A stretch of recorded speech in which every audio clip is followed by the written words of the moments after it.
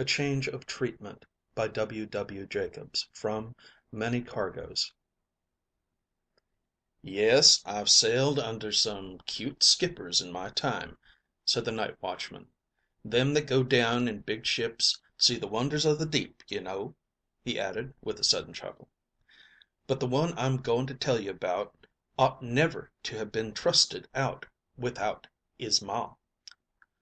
A good many of my skippers had fads, but this one was the worst I ever sailed under. It's some years ago now.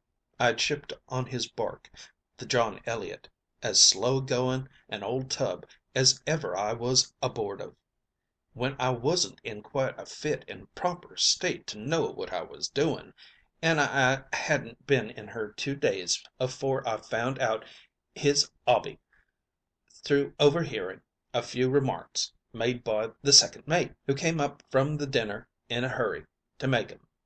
'I don't mind saws and knives hung round the cabin,' he says to the fust mate, 'but when a chap has a human and alongside his plate, studying it while folks is at their food, it's more than a Christian man can stand.'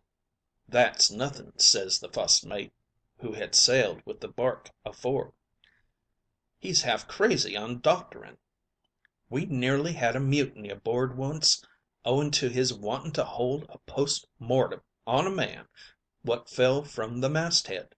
Wanted to see what the poor feller died of.' 'I call it unwholesome,' says the second mate very savage. 'He offered me a pill at breakfast the size of a small marble. Quite put me off my feed, it did.' Of course the skipper's fad soon got known for'ard, but I didn't think much about it, till one day I seed old Dan'l Dennis sittin' on a locker readin'. Every now and then he'd shut the book, and look up, closin' his eyes, and movin' his lips like a hen drinkin', and then look down at the book again. 'Why, Dan,' I says, 'what's up? You ain't larnin' lessons at your time o' life.' 'Yes, I am,' says Dan, very soft. 'You might hear me say it. It's this one about heart disease.' He hands over the book, which was stuck full o' all kinds of diseases, and winks at me 'ard. 'Picked it up on a book stall,' he says. Then he shut his eyes and said his piece wonderful. It made me quite queer to listen to him. 'That's how I feel,' says he, when he finished. 'Just strength enough to get to bed. Lend a hand, Bill, and go and fetch the doctor.' Then I see his little game, but I wasn't going to run any risks, so I just mentioned, permiscus like, to the cook as old Dan seemed rather queer, and went back and tried to borrer the book, being always fond of reading. Old Dan pretended he was too ill to hear what I was saying, and afore I could take it away from him, the skipper comes hurrying down with a bag in his hand. 'What's the matter, my man?' says he. 'What's the matter?' 'I'm all right, sir,' says old Dan, ''cept that I've been swounding away a little.' 'Tell me exactly how you feel,' says the skipper, feeling his pulse. Then old Dan said his piece over to him, and the skipper shook his head and looked very solemn. 'How long have you been like this?' he says. '4 or 5 years, sir,' says Dan. 'It ain't nothing serious, sir, is it?' 'You lie quite still,' says the skipper, putting a little trumpet thing to his chest and then listening.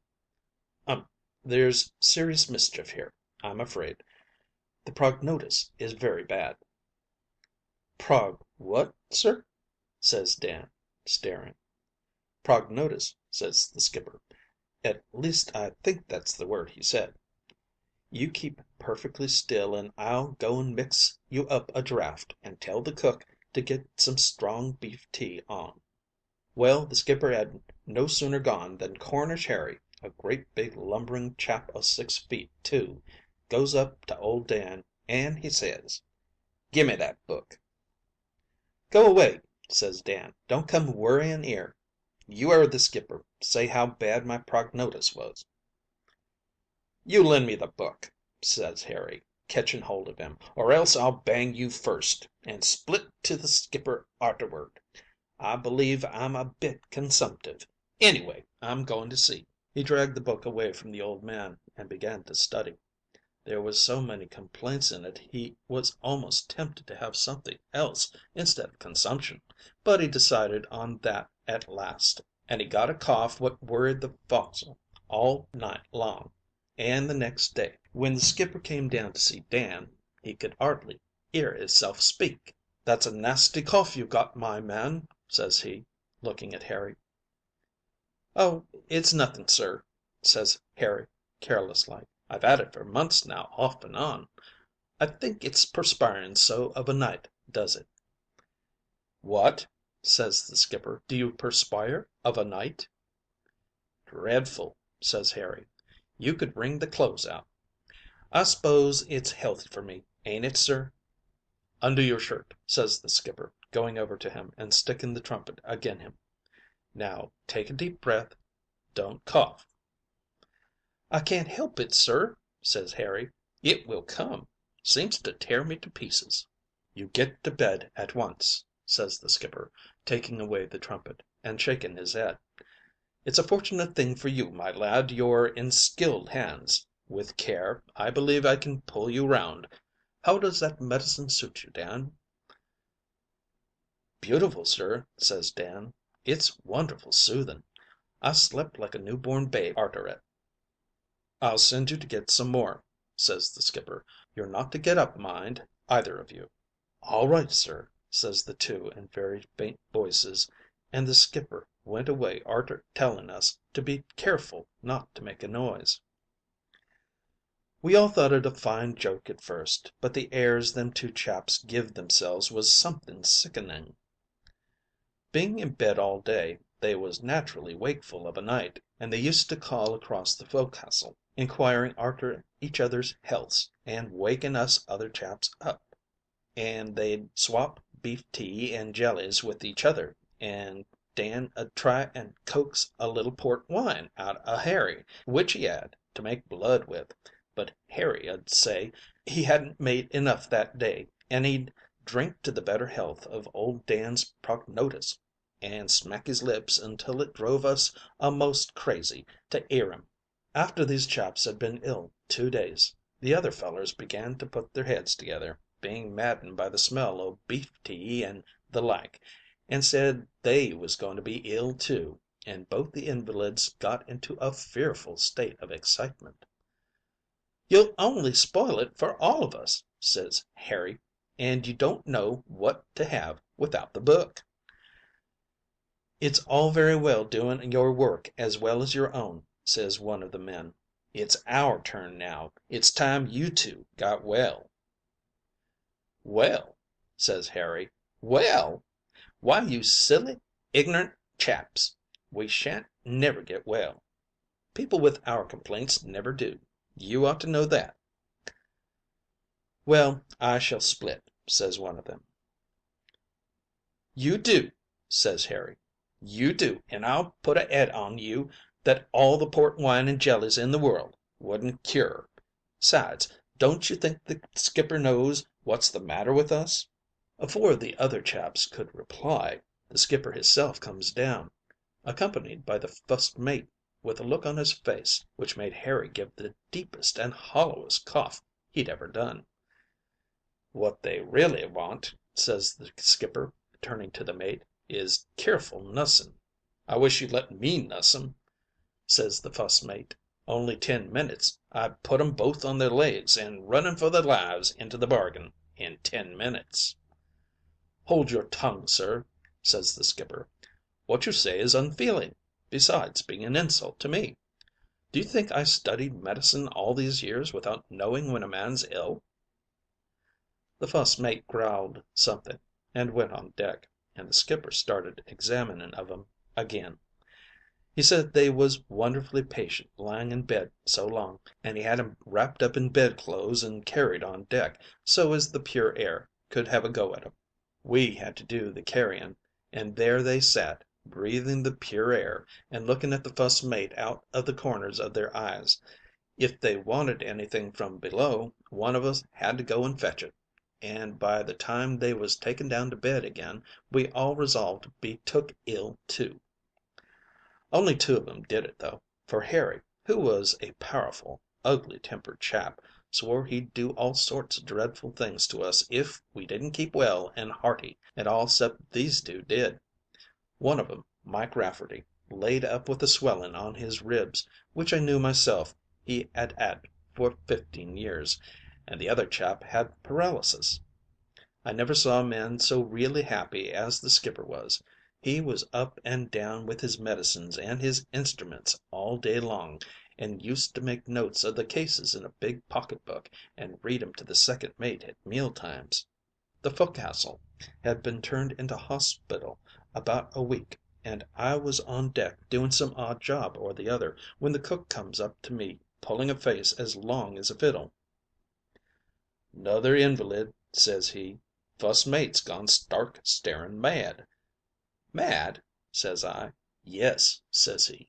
'He's got a big basin in the galley, and he's laughing like a hyener, and mixing bilge water and ink and paraffin and butter and soap and all sorts of things up together. The smell's enough to kill a man. I've had to come away.' Curious like, I just walked up to the galley and puts my 'ead in, and there was the mate, as the cook said, smiling all over his face and ladling some thick sticky stuff into a stone bottle. 'How's the poor sufferers, sir?' says he, stepping out of the galley just as the skipper was going by. 'They're very bad, but I hope for the best,' says the skipper, looking at him hard. 'I'm glad to see you're turned a bit more feeling.' 'Yes, sir,' says the mate. 'I didn't think so at fust, but I can see now them chaps is all very ill. You'll 'scuse me saying it, but I don't quite approve of your treatment. I thought the skipper would 'a bust.' 'My treatment?' says he. 'My treatment? What do you know about it?' 'You're treating 'em wrong, sir,' says the mate. 'I have here,' patting the jar, 'a remedy which'd cure them all if you'd only let me try it.' 'Pooh!' says the skipper. 'One medicine cure all diseases? The old story. What is it? Where'd you get it from?' says he. 'I brought the ingredients aboard with me,' says the mate. 'It's a wonderful medicine discovered by my grandmother, and if I might only try it, I'd thoroughly cure them poor chaps.' 'Rubbish!' says the skipper. 'Very well, sir,' says the mate, shrugging his shoulders. 'O' course, if you won't let me, you won't. Still, I tell you, if you'd let me try, I'd cure 'em all in 2 days. That's a fair challenge.' Well, they talked and talked and talked, until at last the skipper give way and went down below with the mate and told the chaps they was to take the new medicine for 2 days, jest to prove the mate was wrong. 'Let poor old Dan try it first,' says Harry, starting up and sniffing as the mate took the cork out. 'He's been awful bad since you've been away.' 'Harry's worse than I am, sir,' says Dan. 'It's only his kind heart that makes him say that.' 'It don't matter which is fust,' says the mate, filling a tablespoon with it. 'There's plenty for all. Now, Harry.' 'Take it,' says the skipper. Harry took it, and the fuss he made you'd ha' thought he was swallering a football. It stuck all round his mouth, and he carried on so dreadful that the other invalids was half sick afore it came to them. By the time the other three had had theirs, it was as good as a pantermine, and the mate corked the bottle up, and went and sat down on a locker while they tried to rinse their mouths out with the luxuries which had been given 'em. 'How do you feel?' says the skipper. 'I'm dying,' says Dan. 'So am I,' says Harry. 'I believe the mate's pisoned us.' The skipper looks over at the mate, very stern, and shakes his head slowly. 'It's all right,' says the mate. 'It's always like that the first dozen or so doses.' 'Dozen or so doses,' says old Dan, in a far away voice. 'It has to be taken every 20 minutes,' says the mate, pulling out his pipe and lighting it. and the four men groaned all together. "I can't allow it," says the skipper. "I can't allow it. Men's lives mustn't be sacrificed for an experiment." "'Tain't a experiment," says the mate, very indignant. "It's an old family medicine." "Well, they shan't have any more," says the skipper firmly. "Look here," says the mate, "if I kill any one of these men, I'll give you £20. Honor bright, I will." "Make it 25," says the skipper, considering. "Very good," says the mate. "25. I can't say no fairer than that, can I? It's about time for another dose now." He gave him another tablespoonful all round as the skipper left, and the chaps what wasn't invalids nearly bust with joy. He wouldn't let 'em have anything to take the taste out, 'cause he said it didn't give the medicine a chance, and he told us other chaps to remove the temptation, and you bet we did. After the fifth dose the invalids began to get desperate, and when they heard they'd got to be woke up every 20 minutes through the night to take the stuff, they sort of give up. Old Dan said he felt a gentle glow stealing over him and strengthening him, and Harry said that it felt like a healing balm to his lungs. All of 'em agreed it was a wonderful sort of medicine, and arter the sixth dose the man with paralysis dashed up on deck and ran up the rigging like a cat. He sat there for hours, spitting, and swore he'd brain anybody who interrupted him, and arter a little while Mike Rafferty went up and joined him, and if the fust mate's ears didn't burn by reason of the things them two poor sufferers said about him, they ought to. They was all doing full work next day, and though, of course, the skipper saw how he'd been done, he didn't allude to it. Not in words, that is. But when a man tries to make four chaps do the work of eight and hits 'em when they don't, it's a easy job to see where the shoe pinches. End of A Change of Treatment by W.W. Jacobs.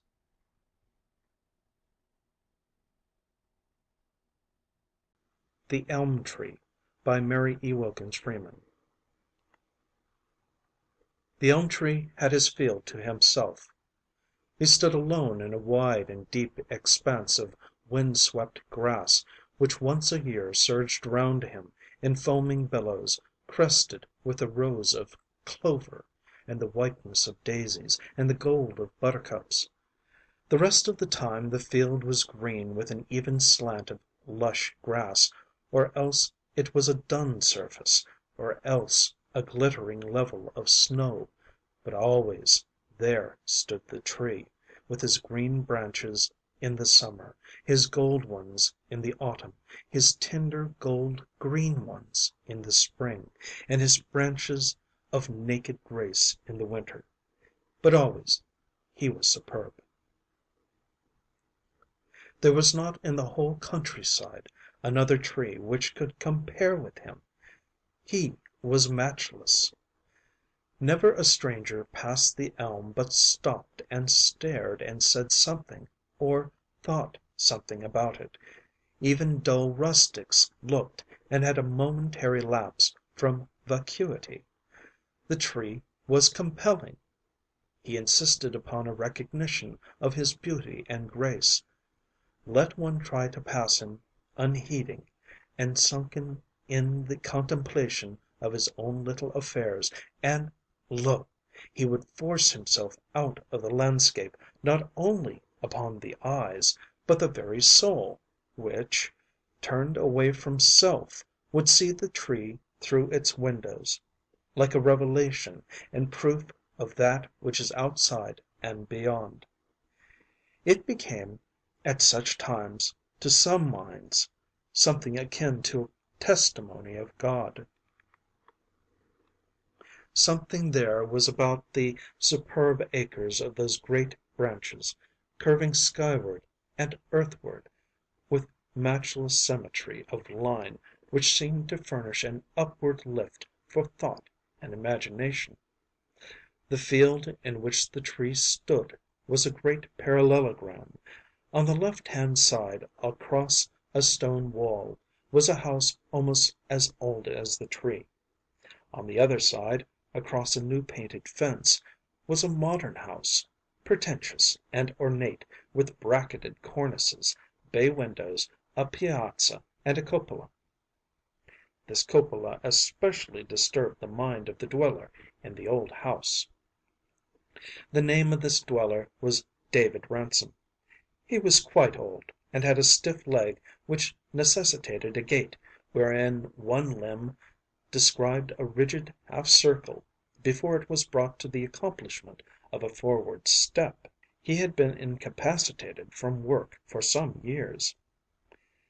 All he had in the world was his poor ancient house and an acre of land in the rear on which he raised vegetables and kept a few hens, which furnished his humble sustenance. Once it had been very different. He had owned the great field on which the elms stood. He had even owned the new house beyond, although in a simpler form. He had built it very largely with his own hands, for, though ostensibly a farmer, he had been a jack of all trades, and able to turn his hand to almost any craft with skill. He had lived in the old Ransom house, which had been in the family for 4 generations, until he was almost an old man, and his wife an old woman. Then, with the pitiful savings of a lifetime, he had built the new one. He had loved and handled tenderly every nail he had put into it, every fragrant length of pine. He had built it with the utmost that was in him. Then, just as it was finished, he had lost it. The bank in which his savings were stored had failed, and there was nothing to meet the payments for the stock. He sold the house and the field at a miserable sacrifice, and used the proceeds to pay the bills, all except a proportion which he was obliged to work out. The old wife died shortly afterward. The disappointment had been too much for her. All her life she had planned and dreamed about the new house which was to stand on the vacant lot. She had thought about it until, in a sense, she had really lived in it, and an actual building had tumbled about her ears. After she died, David lived alone, and wound himself up like a caterpillar in a cocoon of repining and misanthropy. He seemed bitter to the core. He was in spirit a revolutionist and anarchist. The mention of banks sent him into a white heat of rage.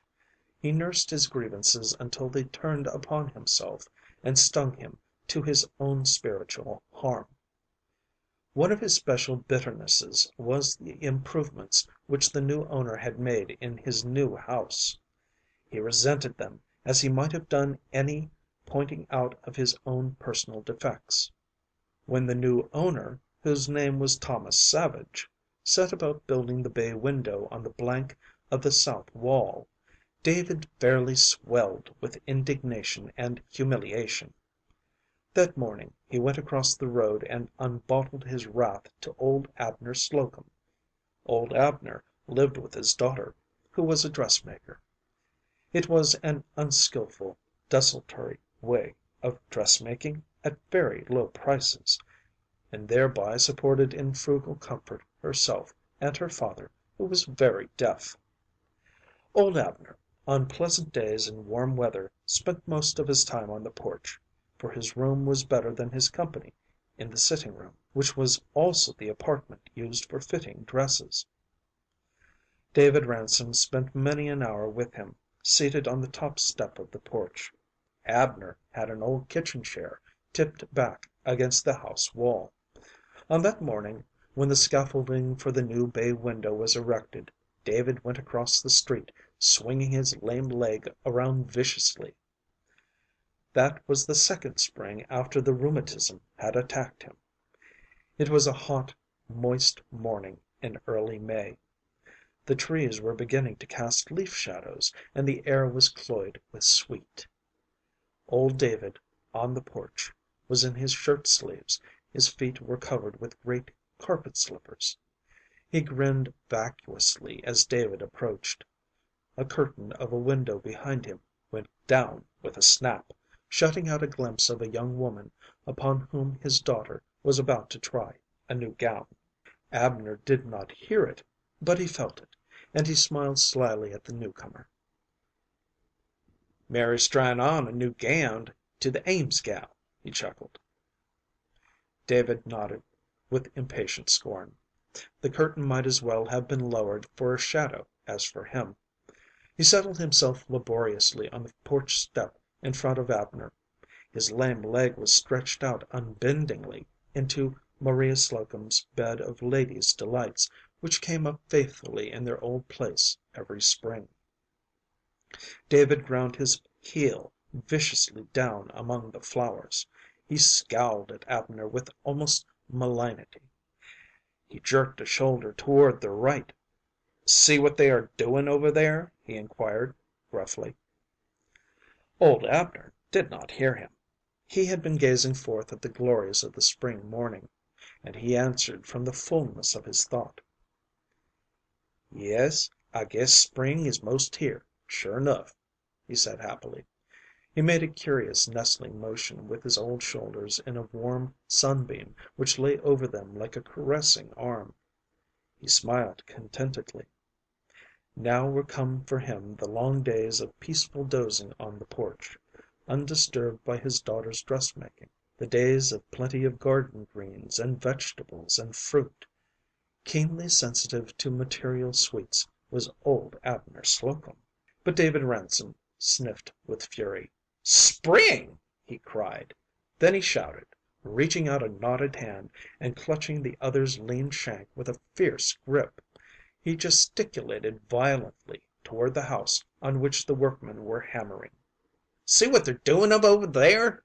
he demanded, biting off every word and syllable shortly, and old Abner heard, or, if he did not hear, grasped the meaning of the pointing hand and the smart grip on his leg. "Yes," he answered cheerfully. "Making improvements, ain't they?" "Improvements!" shrieked David Ransom. "Improvements! Improvements! When that house was fit for the president to live in before! Improvements! Good Lord!" "That winder is goin' to look real pooty, ain't it?" inquired old Abner, innocently. David glared. He rose, dragging his lame leg after him. "Be you a fool?" he shouted. Then he was gone down the path with his stiff strut, while old Abner gazed after him, amiably open-mouthed, like a baby. Presently he began to nod, and finally fell asleep in the moist light, with his head sunken on his breast. But David Ransom sat alone on the doorstep of his old house, and all day long his regard never left the carpenters working on the new one across the field. When the bay window and the new piazza were completed, and the tin roofs glittered in the sun, David felt fairly ill. He neither ate nor slept. His eyes looked wild in their jungle of unkempt beard and long, white hair.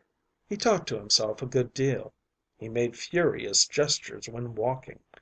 Children turned to stare after him. Once in a while they ran away when they saw him coming. There began to be talk of taking care of him, sending him somewhere to be looked out for, lest he do harm to himself and others. His old house and land might pay his board for the rest of his life, for he seemed feeble. David knew nothing of this. He continued to inveigh with a rancor which had the force of malignity at the improvements on the new house. When at last the cupola was built, that was the climax. When Maria Slocum saw him coming across the road to talk it over with her father, she hustled the old man into the house.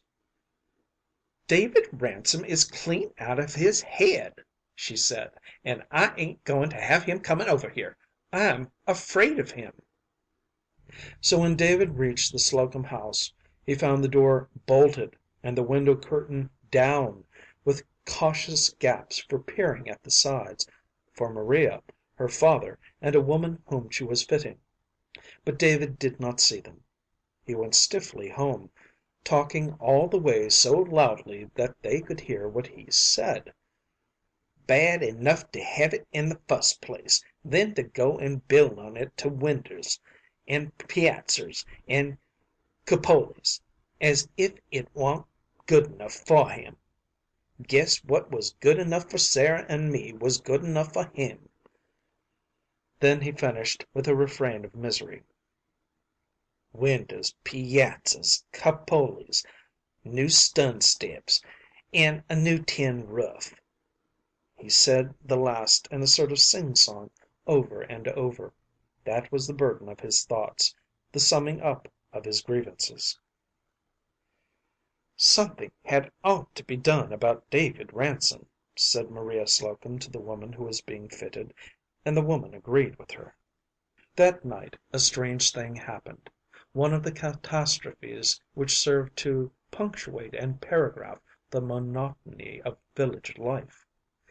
The new house which had been built by David Ransom and purchased and improved by Thomas Savage was burned to the ground.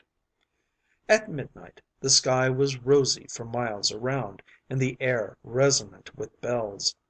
At dawn there was only a bed of glowing coals and ashes.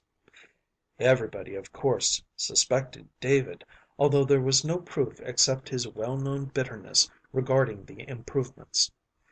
He was under a ban, though he was not arrested. It was decided that he was a dangerous character, in spite of his age and feebleness, and ought not to be at such entire liberty to work out his own devices, and that, moreover, he ought, humanly speaking, to be cared for comfortably. One afternoon old Abner Slocum, sitting on the front porch with a handkerchief over his face to keep the flies off, and presumably dozing, heard his daughter Maria tell the woman whom she was fitting that David was to be carried the next day to Eleazer Wise's to board. Eleazer and his wife had occasionally taken old people whom no one else wanted to board, for a small consideration. "The town has took it up," said Maria. "You don't say so," said the woman, turning sidewise to look at the fit of her bodice. "Ain't there a little pouch where the sleeve goes in?" "That'll be all right when it's stitched. They don't think it's safe for him to be round, and they don't think he has proper victuals. For my part, I ain't afraid of him as I used to be before the house was burnt. He don't talk to himself, nor make motions the way he used to. He just sits real kind of still on his doorstep. He come over here to see father the other day, and he seemed real mild and gentle. I ain't a mite afraid of him, nor I ain't afraid he'll set me afire, and I never believed he set Thomas Savage afire. Miss Savage was always dreadful careless about fire. Used to carry live coals and a shovel all over the house when she wanted to kindle fires in the airtight stoves, and the Savage boy made a bonfire in the barn once. They don't tell of it, on account of the insurance, but I heard it real straight, and they ain't going to build there again. Going out of town. Guess there's reason enough. I ain't going to believe that David Ransom did such a thing as that, if he did used to talk so. He's had an awful hard time, and it wa'n't his fault." "Suppose he'll take it hard going to 'Leazer's," said the woman. "I'm dreadful afraid he will, and I don't blame him. I know 'Leazer Wise and his wife too. I know how I'd feel if it was father going." "Your father'll feel bad to have him go." "Yes. I ain't dared say anything about it to father." A little later Maria, glancing out of the window, after taking in an underarm seam, exclaimed, "Why, where's father?" "Ain't he there?" asked the woman, screwing her head around. "No, and he was sitting there just a minute ago, sound asleep. Well, maybe the flies plagued him, and he's gone down in the orchard under the trees. Sometimes he does." Old Abner Slocum had just toddled out of sight around the Ransom house opposite, to the garden where David was picking some corn for his supper. A little later he returned, and his daughter saw him. She came to the door, the woman's dress waist in her hand. "Where have you been, father?" she cried, drawing her thread through. Old Abner did not hear, but he knew what she said. "Over to David's," he replied, quaveringly. His eyes looked watery and his mouth unusually firm. Maria regarded him sharply. Then she reflected that he must have been asleep and not able to hear, in any case, what she and the woman had been talking about. "Well, you'd better sit down and keep cool, father," said she. "You look all het up." Then she re-entered the house, and old Abner settled himself in his chair on the porch. Presently one of the selectmen of the village, who lived a little farther down the road, and who was to take David to Eleazer Wise's next morning, rode by in a light express wagon in a cloud of dust. "Hello, Abner! Hot day!" he shouted, urbanely. Abner waited until he had passed, then he slowly shook his fist at him.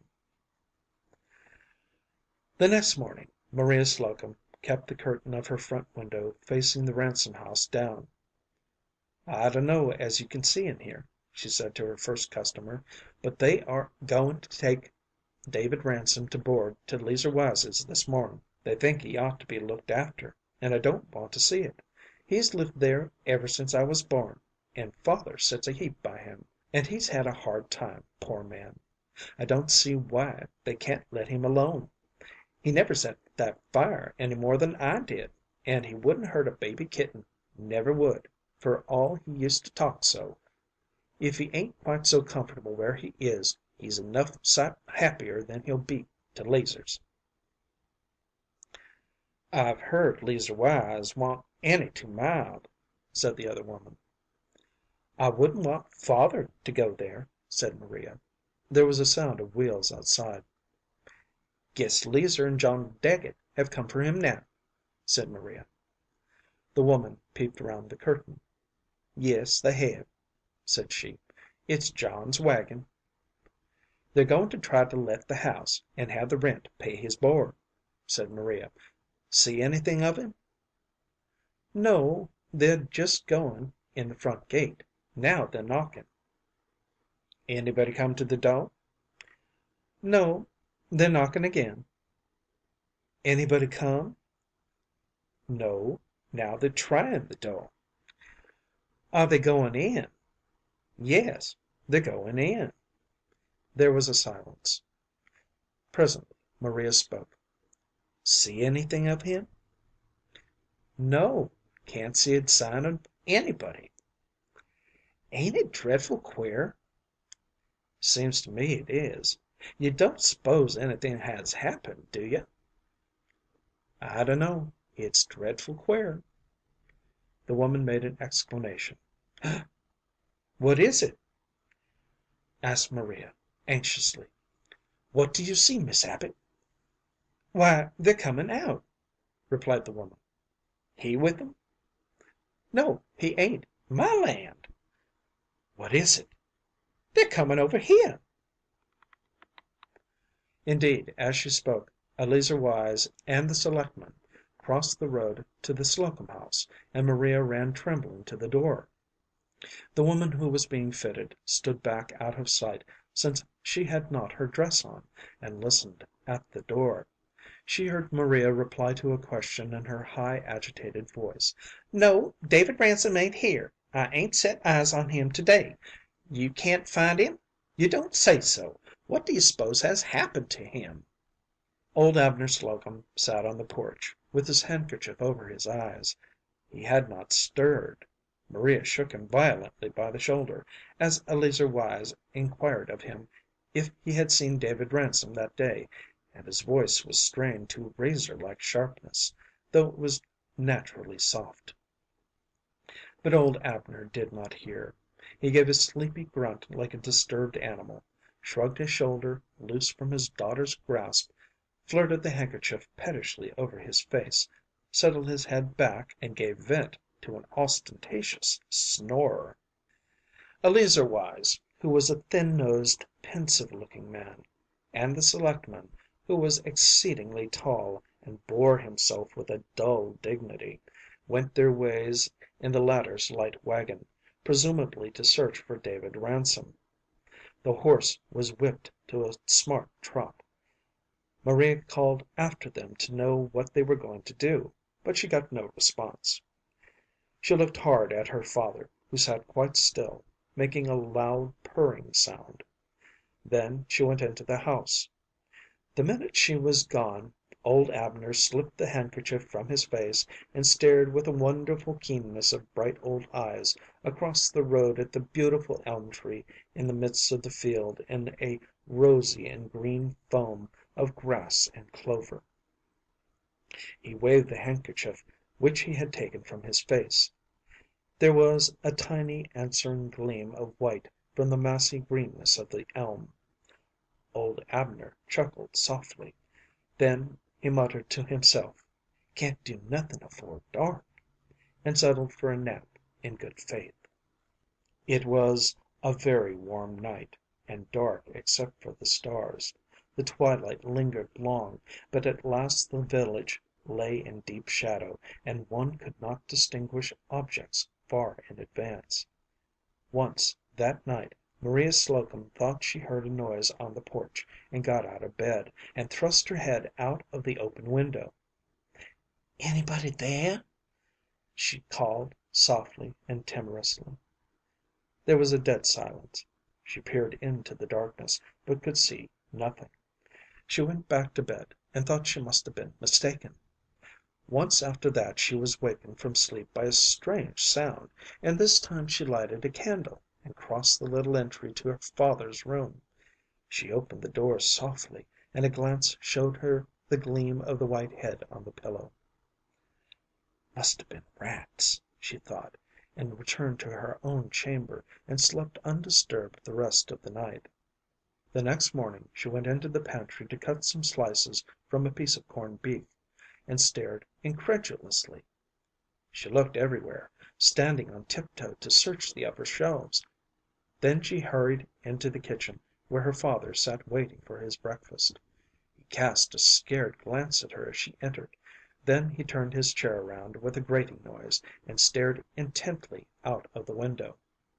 "Well, you've got to go without your breakfast," said Maria. Old Abner made no sign. Maria raised her voice higher. "Can't you hear, father?" she cried. "You'll have to go without your breakfast. There ain't a thing in the house to eat but some bread and butter."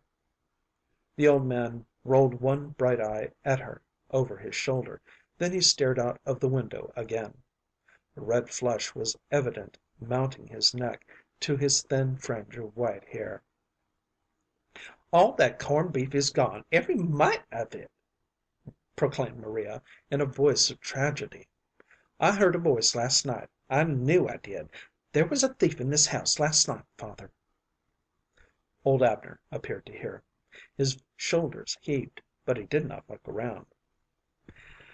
"A thief came into this house through the pantry window and stole all that corned beef," repeated Maria.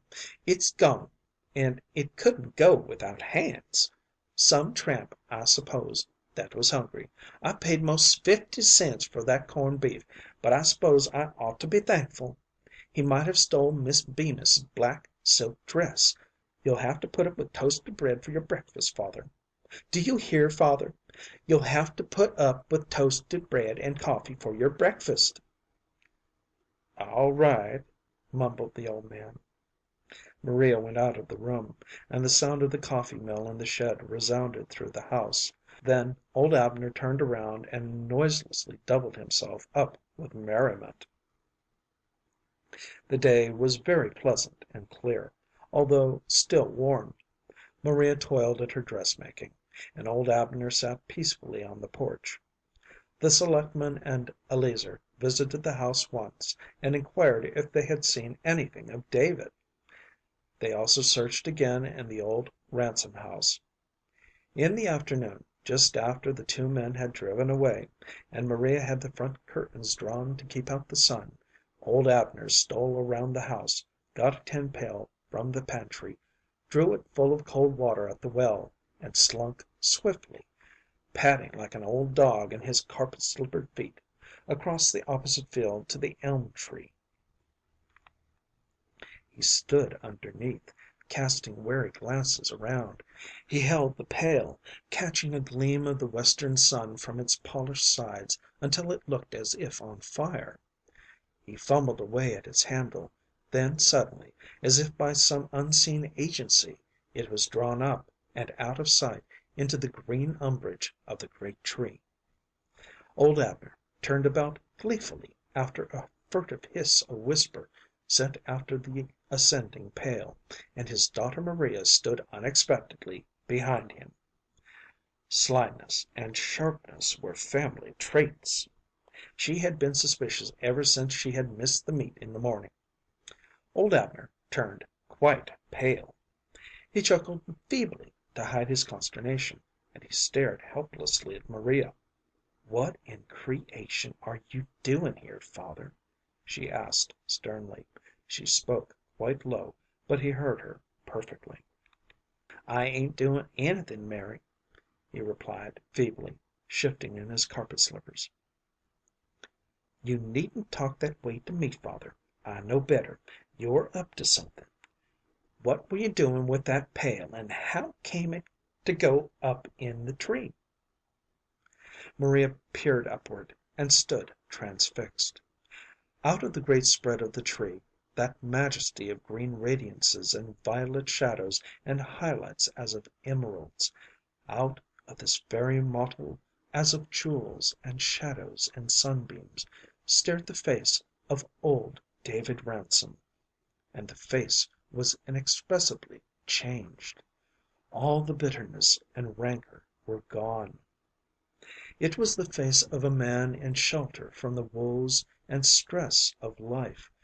He looked forth from the beautiful arms of the great tree like a child from the arms of its mother.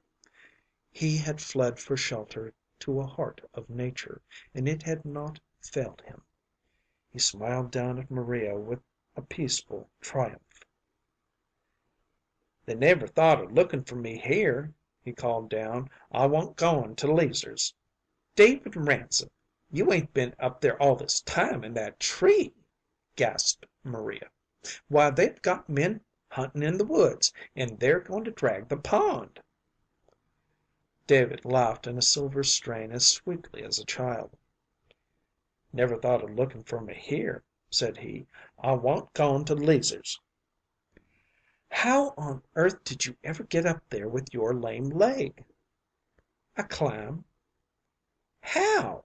You wa'n't up there all night." David nodded, setting the green leaves nodding. He was comfortably astride a large bough, with another below it, affording him a rest for his feet. His back and head were against the trunk of the tree. He rested as comfortably as if in an armchair midway of the tree, entirely concealed from view except to one standing directly beneath him. "It beats all," said Maria. "I suppose you carried him that corned beef, father. That was where it went to." "I wa'n't goin' to let an old neighbor starve, Mary," said old Abner, with boldness. Maria stood staring at him. "I carried him some bread, too, and a piece of squash pie," said old Abner, defiantly, in his cracked treble of age. Maria looked up at old David in the tree. "Mr. Ransom, you come down here as quick as you can," said she, authoritatively. David made an attempt to climb higher. His bough rocked. "Come right down here," repeated Maria. "You ain't got to go to Leazer's. I ain't afraid of you. You didn't set that house afire, did you?" "No, I didn't," called down David. "Well, you come down here. You shan't go to Leazer's. You can board with me. I need the money as much as Leazer Wise. You can have the south chamber, or you can sleep in your own house, if you want to, till it's rented, if you'd feel more to home." "I've moved out of my old house," called David. All right, you can have the south chamber in my house, and you and father can have real good times together. Come down. Can't you get down?" David began swinging himself downward with painful slowness. "Be careful you don't fall and break your bones." David descended.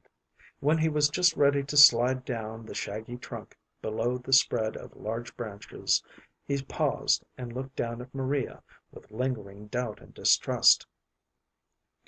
"You needn't be afraid," said Maria. The tears were running down her cheeks. "You shan't go anywheres you don't want to. I'll look out for you, and I'd like to see anybody stop me." There was decision in Maria's voice, which compelled confidence.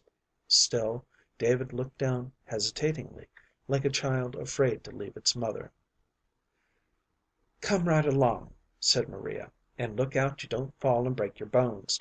I've got some nice griddle cakes for supper, and a custard pie." David slid down. After that, the two old men could have been seen all day seated on the porch of the Slocum house, wrapped in the silence of peaceful memories. A family moved into the old Ransom house, and they enjoyed watching the children play about.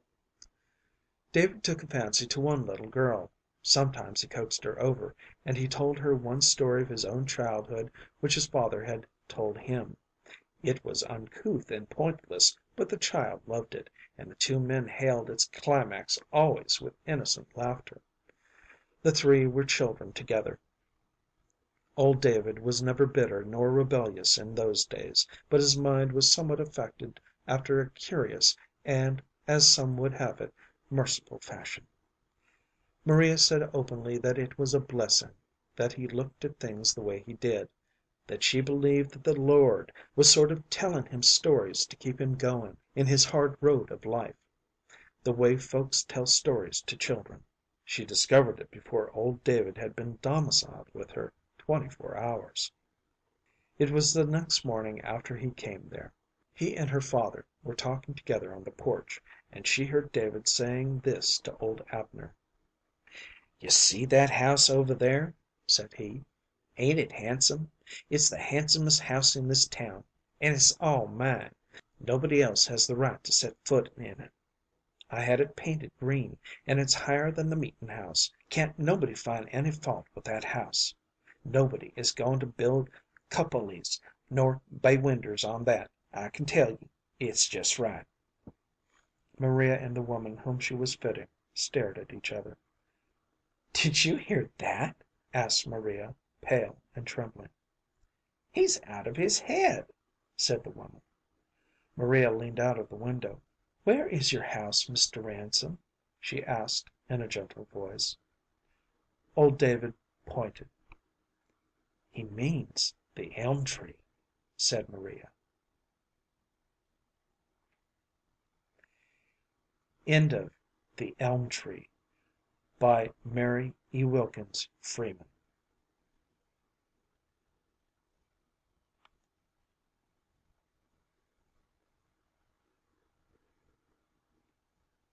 Morris and the Honorable Tim by Myra Kelly. On the first day of school, after the Christmas holidays, Teacher found herself surrounded by a howling mob of little savages in which she had much difficulty in recognizing her cherished first reader class.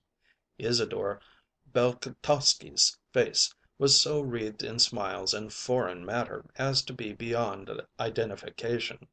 Nathan Spiderwitz had placed all his trust in a solitary suspender and two unstable buttons. Eva Kedansky had entirely freed herself from restraining hooks and eyes. Isadore Applebaum had discarded shoelaces, and Aby Ashnusky had bartered his only necktie for a yard of shoestring licorice. Miss Bailey was greatly disheartened by this reversion to the original type. She delivered daily lectures on nail brushes, hair ribbons, shoe polish, pins, buttons, elastic, and other means to grace. Her talks on soap and water became almost personal in tone, and her insistence on a close union between such garments as were meant to be united led to a lively traffic in twisted and disreputable safety pins. And yet the First Reader class, in all other branches of learning so receptive and responsive, made but halting and uncertain progress toward that state of virtue which is next to godliness. Early in January came the report that Gum Shoe Tim was on the warpath and might be expected at any time. Miss Bailey heard the tidings in calm ignorance until Miss Blake, who ruled over the adjoining kingdom, interpreted the warning. A license to teach in the public schools of New York is good for only 1 year. Its renewal depends upon the reports of the principal in charge of the school and of the associate superintendent in whose district the school chances to be. After 3 such renewals the license becomes permanent, but Miss Bailey was, as a teacher, barely 4 months old. The associate superintendent for her vicinity was the Honorable Timothy O'Shea, known and dreaded as Gum Shoe Tim, owing to his engaging way of creeping softly up back stairs and appearing, all unheralded and unwelcome, upon the threshold of his intended victim. This, Miss Blake explained, was in defiance of all the rules of etiquette governing such visits of inspection. The proper procedure had been that of Mr. O'Shea's predecessor, who had always given timely notice of his coming and a hint as to the subjects in which he intended to examine the children. Some days later he would amble from room to room accompanied by the amiable principal, and followed by the gratitude of smiling and unruffled teachers.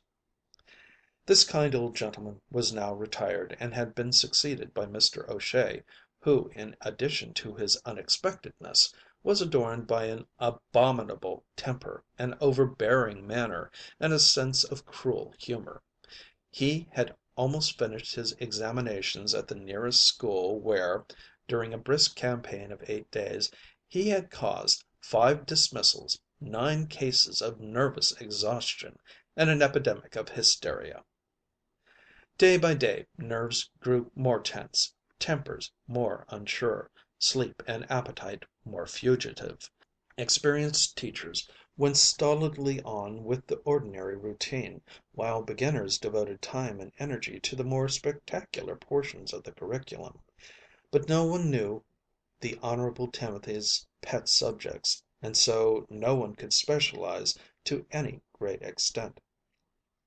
Miss Bailey was one of the beginners, and Room 18 was made to shine as the sun. Morris Mogilewsky, monitor of the Goldfish Bowl, wrought busily until his charges glowed redly against the water plants in their shining bowl. Creepers crept, plants grew, and ferns waved under the care of Nathan Spiderwitz, monitor of the window boxes. There was such a martial swing and strut in Patrick Brennan's leadership of the line that it inflamed even the timid heart of Isadore Wisniewski with a warlike glow, and his feet with a spasmodic but well-meant tramp. Sadie Gonorowsky and Eva, her cousin, sat close side by side, no longer mad on themselves, but mit kind feelings. The work of the preceding term was laid in neat and docketed piles upon the low bookcase. The children were enjoined to keep clean and entire, and Teacher, a nervous and unsmiling teacher, waited dully. A week passed thus, and then the good-hearted and experienced Miss Blake hurried ponderously across the hall to put Teacher on her guard. "I've just had a note from one of the grammar teachers," she panted. "Gum Shoe Tim is up in Miss Green's room. He'll take this floor next. Now see here, child, don't look so frightened. The principal is with Tim. Of course you're nervous, but try not to show it, and you'll be all right. His lay is discipline and reading. Well, good luck to you." Miss Bailey took heart of grace. The children read surprisingly well, were absolutely good, and the enemy under convoy of the friendly principal would be much less terrifying than the enemy at large and alone. It was, therefore, with a manner almost serene that she turned to greet the kindly concerned principal and the dreaded Gum Shoe Tim. The latter she found less ominous of aspect than she had been led to fear, and the Principal's charming little speech of introduction made her flush with quick pleasure, and the anxious eyes of Sadie Gonorowsky, noting the flush, grew calm as Sadie whispered to Eva, her close cousin: "Say, Teacher has a glad she's red on the face. It could be her papa." "No, it's company," answered Eva sagely. "It ain't her papa.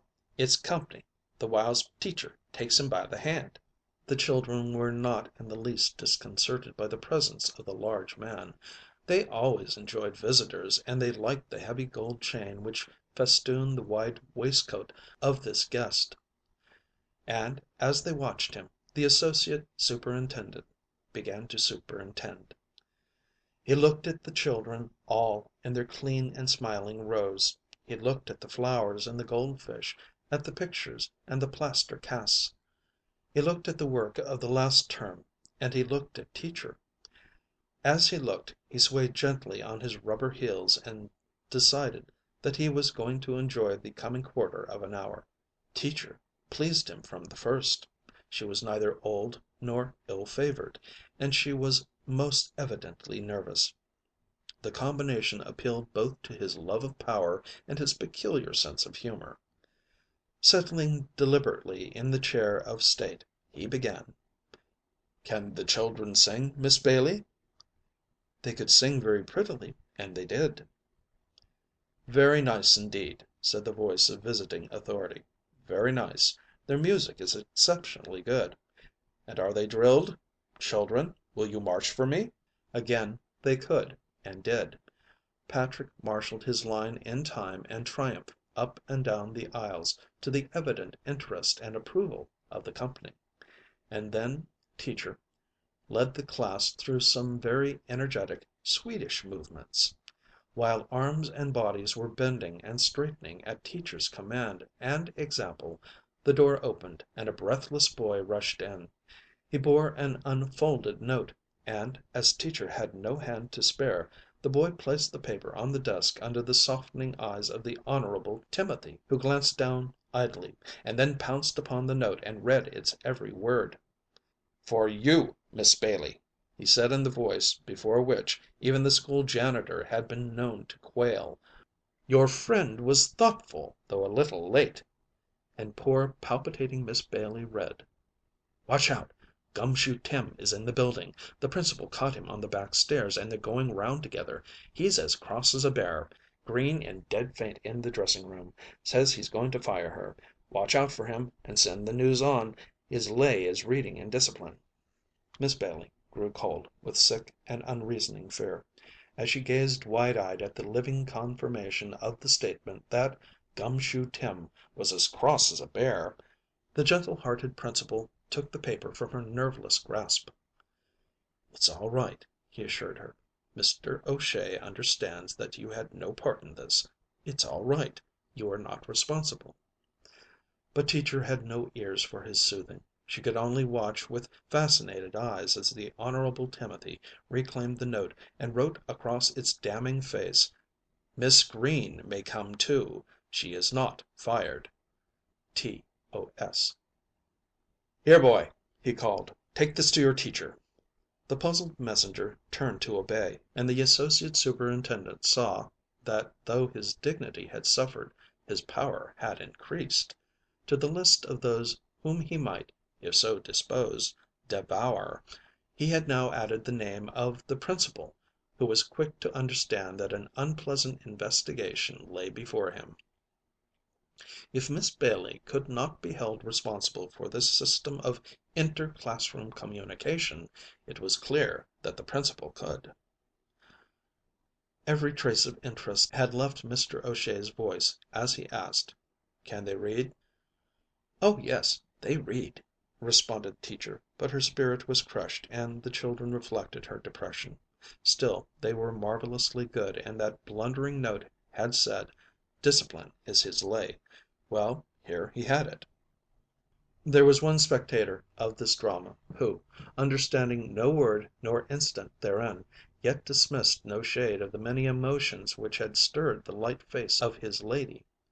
Toward the front of the room sat Morris Mogilewsky, with every nerve tuned to Teacher's, and with an appreciation of the situation in which the other children had no share. On the afternoon of one of those dreary days of waiting for the evil which had now come, Teacher had endeavored to explain the nature and possible result of this ordeal to her favorite. It was clear to him now that she was troubled, and he held the large and unaccustomed presence of the company mit the whiskers responsible. Countless generations of ancestors had followed and fostered the instinct which now led Morris to propitiate an angry power. Luckily he was prepared with an offering of a suitable nature. He had meant to enjoy it for yet a few days, and then to give it to Teacher. She was such a sensible person about presents. One might give her one's most cherished possession with a brave and cordial heart, for on each Friday afternoon she returned the gifts she had received during the week, and this with no abatement of gratitude. Morris rose stealthily, crept forward and placed a bright blue bromo-seltzer bottle in the fat hand which hung over the back of the chair of state. The hand closed instinctively as, with dawning curiosity, the Honorable Timothy studied the small figure at his side. It began in a wealth of loosely curling hair which shaded a delicate face, very pointed as to chin and monopolized by a pair of dark eyes, sad and deep and beautiful. A faded blue jumper was buttoned tightly across the narrow chest. Frayed trousers were precariously attached to the jumper, and impossible shoes and stockings supplemented the trousers. Glancing from boy to bottle, the company mit whiskers asked, "What's this for?" "For you." "What's in it?" "A present." Mr. O'Shea removed the cork and proceeded to draw out incredible quantities of absorbent cotton. When there was no more to come, a faint tinkle sounded within the blue depths, and Mr. O'Shea, reversing the bottle, found himself possessed of a trampled and disfigured sleeve link of most palpable brass. "It's from gold," Morris assured him. "You puts it in your, 'scuse me, shirt. Wish you health to wear it." "Thank you," said the Honorable Tim, and there was a tiny break in the gloom which had enveloped him.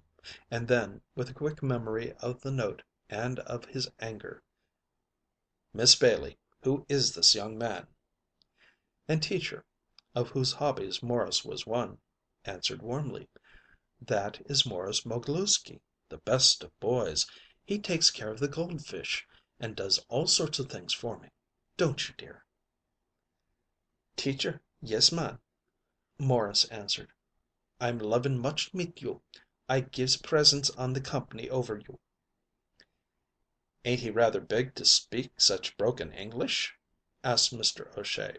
"I hope you remember that it is part of your duty to stamp out the dialect." "Yes, I know," Miss Bailey answered, "but Morris has been in America for so short a time. 9 months, is it not?" "Teacher, yes, ma'am. I come out of Russia," responded Morris, on the verge of tears, and his face buried in Teacher's dress. Now, Mr. O'Shea had his prejudices strong and deep. He had been given jurisdiction over that particular district because it was his native heath, and the Board of Education considered that he would be more in sympathy with the inhabitants than a stranger. The truth was absolutely the reverse. Because he had spent his early years in a large old house on East Broadway, because he now saw his birthplace changed to a squalid tenement, and the happy hunting grounds of his youth grown ragged and foreign, swarming with strange faces and noisy with strange tongues, Mr. O'Shea bore a sullen grudge against the usurping race. He resented the caressing air with which Teacher held the little hand, placed so confidently within her own, and he welcomed the opportunity of gratifying his still ruffled temper and his racial antagonism at the same time. He would take a rise out of this young woman about her little Jew. She would be comforted. Later on, Mr. O'Shea rather fancied himself in the rôle of comforter when the sufferer was neither old nor ill favored, and so he set about creating the distress which he would later change to gratitude and joy. Assuredly the Honorable Timothy had a well developed sense of humor. "His English is certainly dreadful," remarked the voice of authority, and it was not an English voice, nor is O'Shea distinctively an English name. "Dreadful. And by the way, I hope you are not spoiling these youngsters. You must remember that you are fitting them for the battle of life. Don't coddle your soldiers. Can you reconcile your present attitude with discipline?" "With Morris, yes," Teacher answered. "He is gentle and tractable beyond words." "Well, I hope you're right," grunted Mr. O'Shea. "But don't coddle them." And so the incident closed.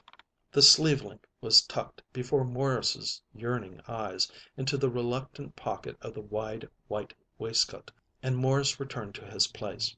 He found his reader and the proper page, and the lesson went on with brisk serenity, real on the children's part, but bravely assumed on Teacher's. Child after child stood up, read, sat down again, and it came to be the duty of Bertha Binderwitz to read the entire page of which the others had each read a line.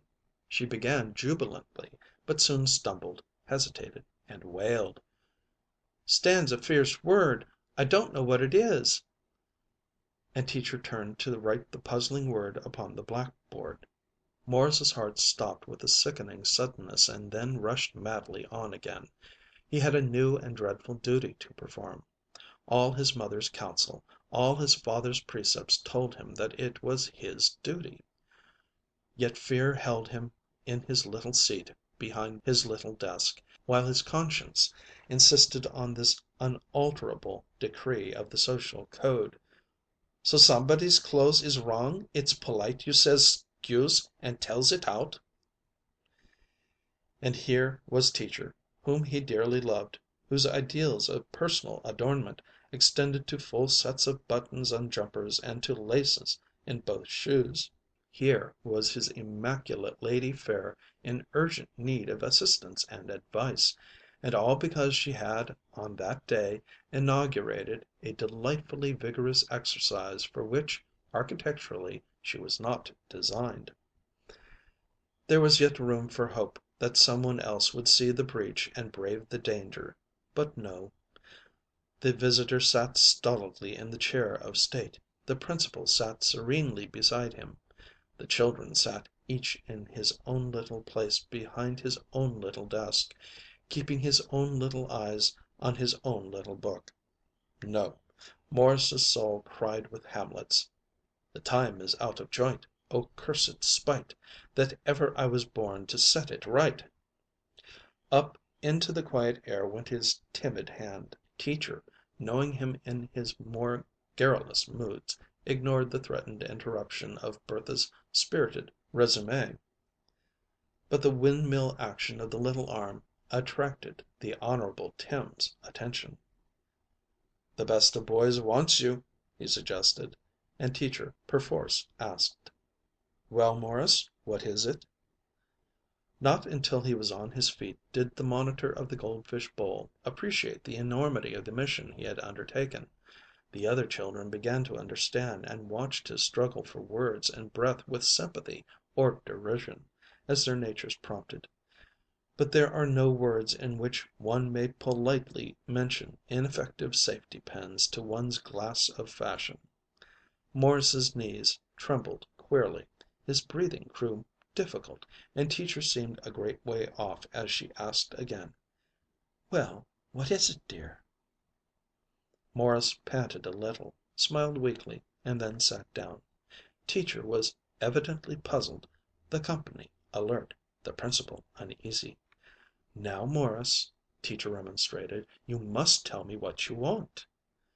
But Morris had deserted his etiquette and his veracity, and murmured only, "Nothings." "Just wanted to be noticed," said the Honorable Tim. "It is easy to spoil them."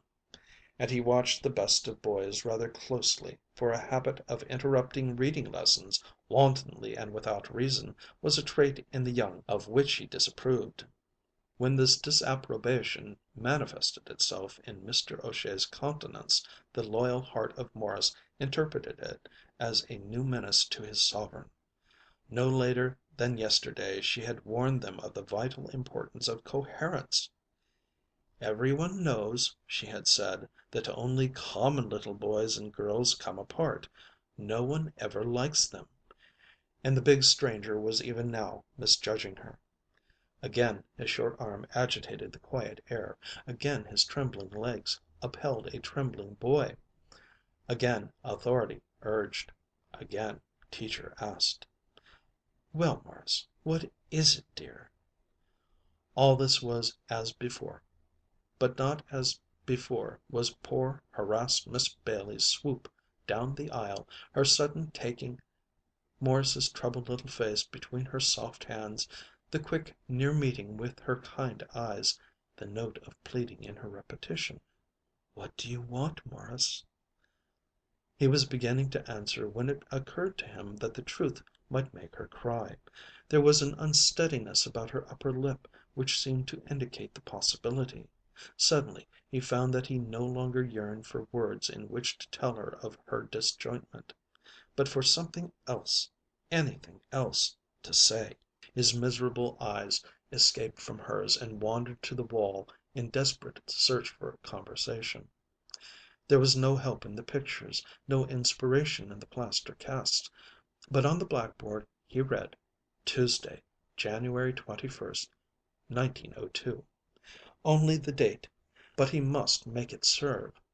With Teacher close beside him, with the hostile eye of the Honorable Tim upon him, hedged round about by the frightened or admiring regard of the First Reader class, Morris blinked rapidly, swallowed resolutely, and remarked: "Teacher, this year's 1902," and knew that all was over.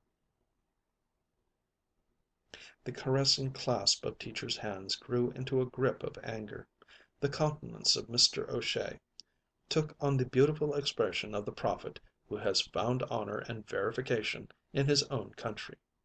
"The best of boys has his off days, and this is one of them," he remarked. "Morris," said Teacher, "did you stop a reading lesson to tell me that? Do you think I don't know what the year is? I'm ashamed of you." Never had she spoken thus.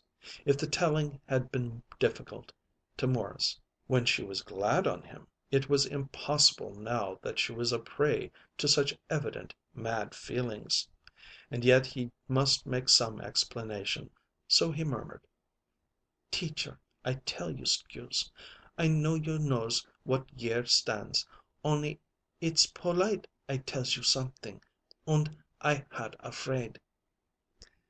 "And so you bothered your teacher with that nonsense," said Tim. "You're a nice boy." Morris's eyes were hardly more appealing than Teacher's as the two culprits, for so they felt themselves, turned to their judge. "Morris is a strange boy," Miss Bailey explained. "He can't be managed by ordinary methods." "And extraordinary methods don't seem to work to day," Mr. O'Shea interjected. "And I think," Teacher continued, "that it might be better not to press the point." "Oh, if you have no control over him," Mr. O'Shea was beginning pleasantly, when the Principal suggested: "You'd better let us hear what he has to say, Miss Bailey. Make him understand that you are master here."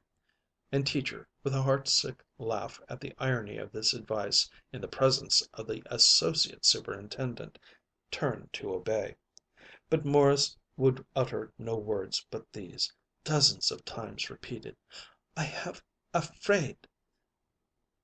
Miss Bailey coaxed, bribed, threatened, and cajoled, shook him surreptitiously, petted him openly.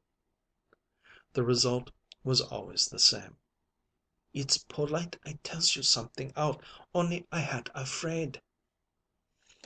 "But, Morris dear, of what?" cried Teacher. "Are you afraid of me? Stop crying now and answer. Are you afraid of Miss Bailey?" "No, man." "Are you afraid of the principal?" "No, man."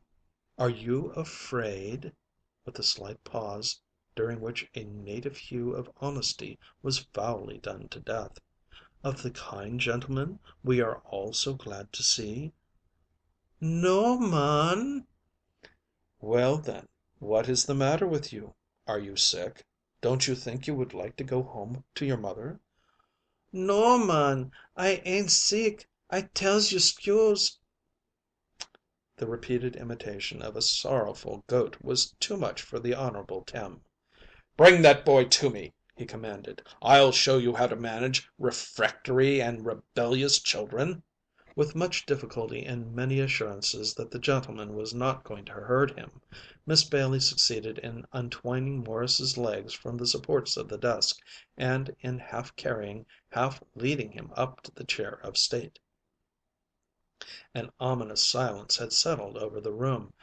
Eva Gonorowsky was weeping softly, and the redoubtable Isadore Applebaum was stiffened in a frozen calm.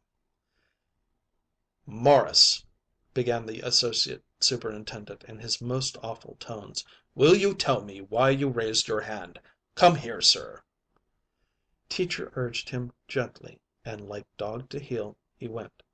He halted within a pace or two of Mr. O'Shea, and lifted a beseeching face toward him.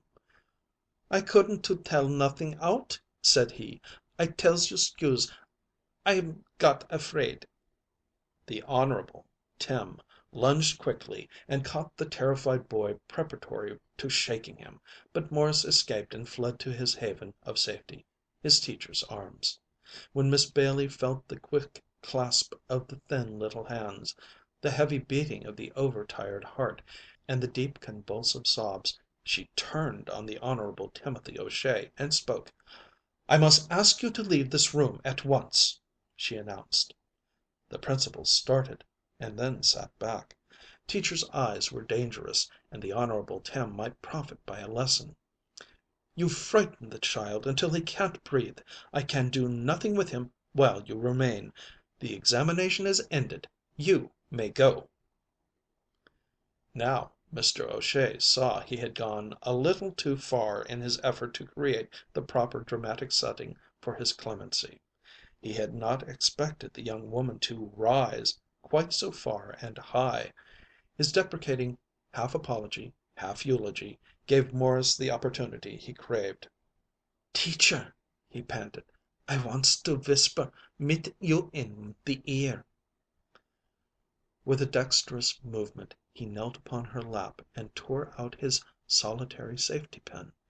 He then clasped her tightly and made his explanation.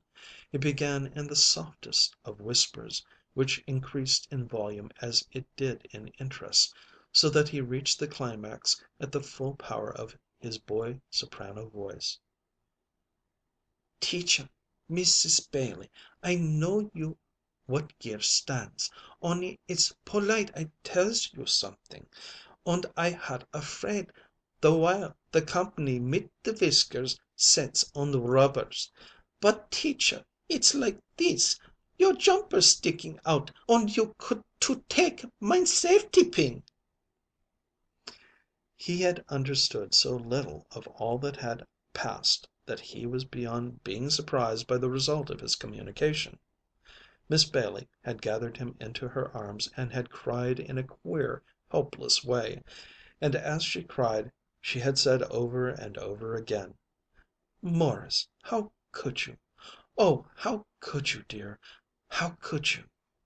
The principal and the company mit the whiskers looked solemnly at one another for a struggling moment, and had then broken into laughter, long and loud, until the visiting authority was limp and moist.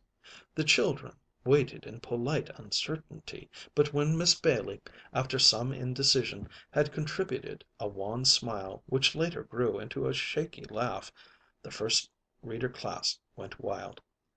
Then the Honorable Timothy arose to say good bye. He reiterated his praise of the singing and reading, the blackboard work and the moral tone. An awkward pause ensued. during which the Principal engaged the young Gonorowskys in impromptu conversation. The Honorable Tim crossed over to Miss Bailey's side and steadied himself for a great effort. "Teacher," he began meekly, "I tell you, scusi, this sort of thing makes a man feel like a bull in a china shop. Do you think the little fellow will shake hands with me? I was really only joking." "But surely he will," said Miss Bailey, as she glanced down at the tangle of dark curls resting against her breast. "Morris, dear, aren't you going to say good bye to the gentleman?" Morris relaxed one hand from its grasp on his lady and bestowed it on Mr. O'Shea. "Good bye," he said gently. "I gives you presents from gold presents the while you're friends mit teacher. I'm loving much mit her too." At this moment the Principal turned, and Mr. O'Shea, in a desperate attempt to retrieve his dignity, began, "As to class management and discipline," but the Principal was not to be deceived. "Don't you think, Mr. O'Shea," said he, "that you and I had better leave the management of the little ones to the women? You have noticed, perhaps, that this is Nature's method." End of Morris and the Honorable Tim, by Myra Kelly.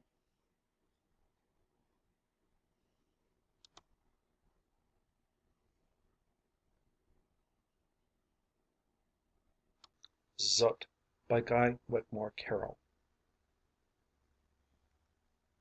Side by side, on the Avenue de la Grande Armée, stand the épicerie of the Jean Baptiste Caille and the salle de coiffure of Hippolyte Sergeot, and between these two there is a great gulf fixed, the which has come to be through the acerbity of Alexandrine Caille, according to Espérance Sergeot, through the duplicity of Espérance Sergeot, according to Alexandre Caille. But the veritable root of all evil is Zut, and Zut sits smiling in Jean Baptiste's doorway, and cares naught for anything in the world save the sunlight and her midday meal. When Hippolyte found himself in a position to purchase the salle de coiffure, he gave evidence of marked acumen by uniting himself in the holy and civil bonds of matrimony with the retiring patron's daughter, whose dot ran into the coveted 5 figures, and whose heart, said Hippolyte, was as good as her face was pretty, which, even by the unprejudiced, was acknowledged to be forcible commendation. The installation of the new establishment was a 9 days' wonder in the quartier. It is a busy thoroughfare at its western end, is the Avenue de la Grande Armée, crowded with bicyclists and with a multitude of creatures, fearfully and wonderfully clad, who do incomprehensible things in connection with motor carriages.